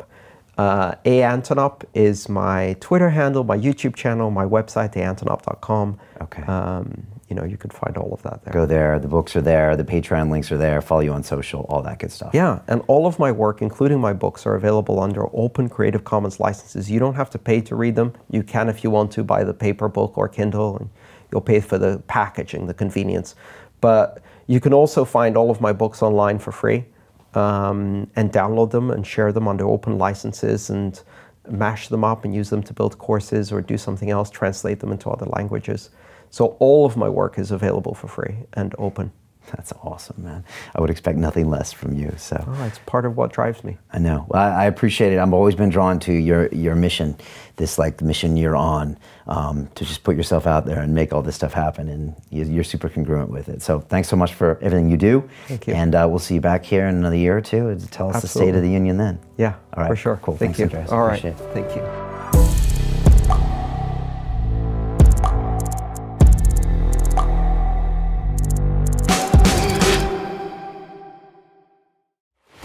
DeFi, which stands for Decentralized Finance. This is a $9 trillion per year marketplace. I want to talk about our brand new DeFi Academy. Our first program is called the DeFi Accelerator, and we have been absolutely inundated with applications from around the world. I'm going to be talking about how you can profit from what I'm calling the greatest dislocation of wealth in human history. Decentralized finance is already revolutionizing the world of finance.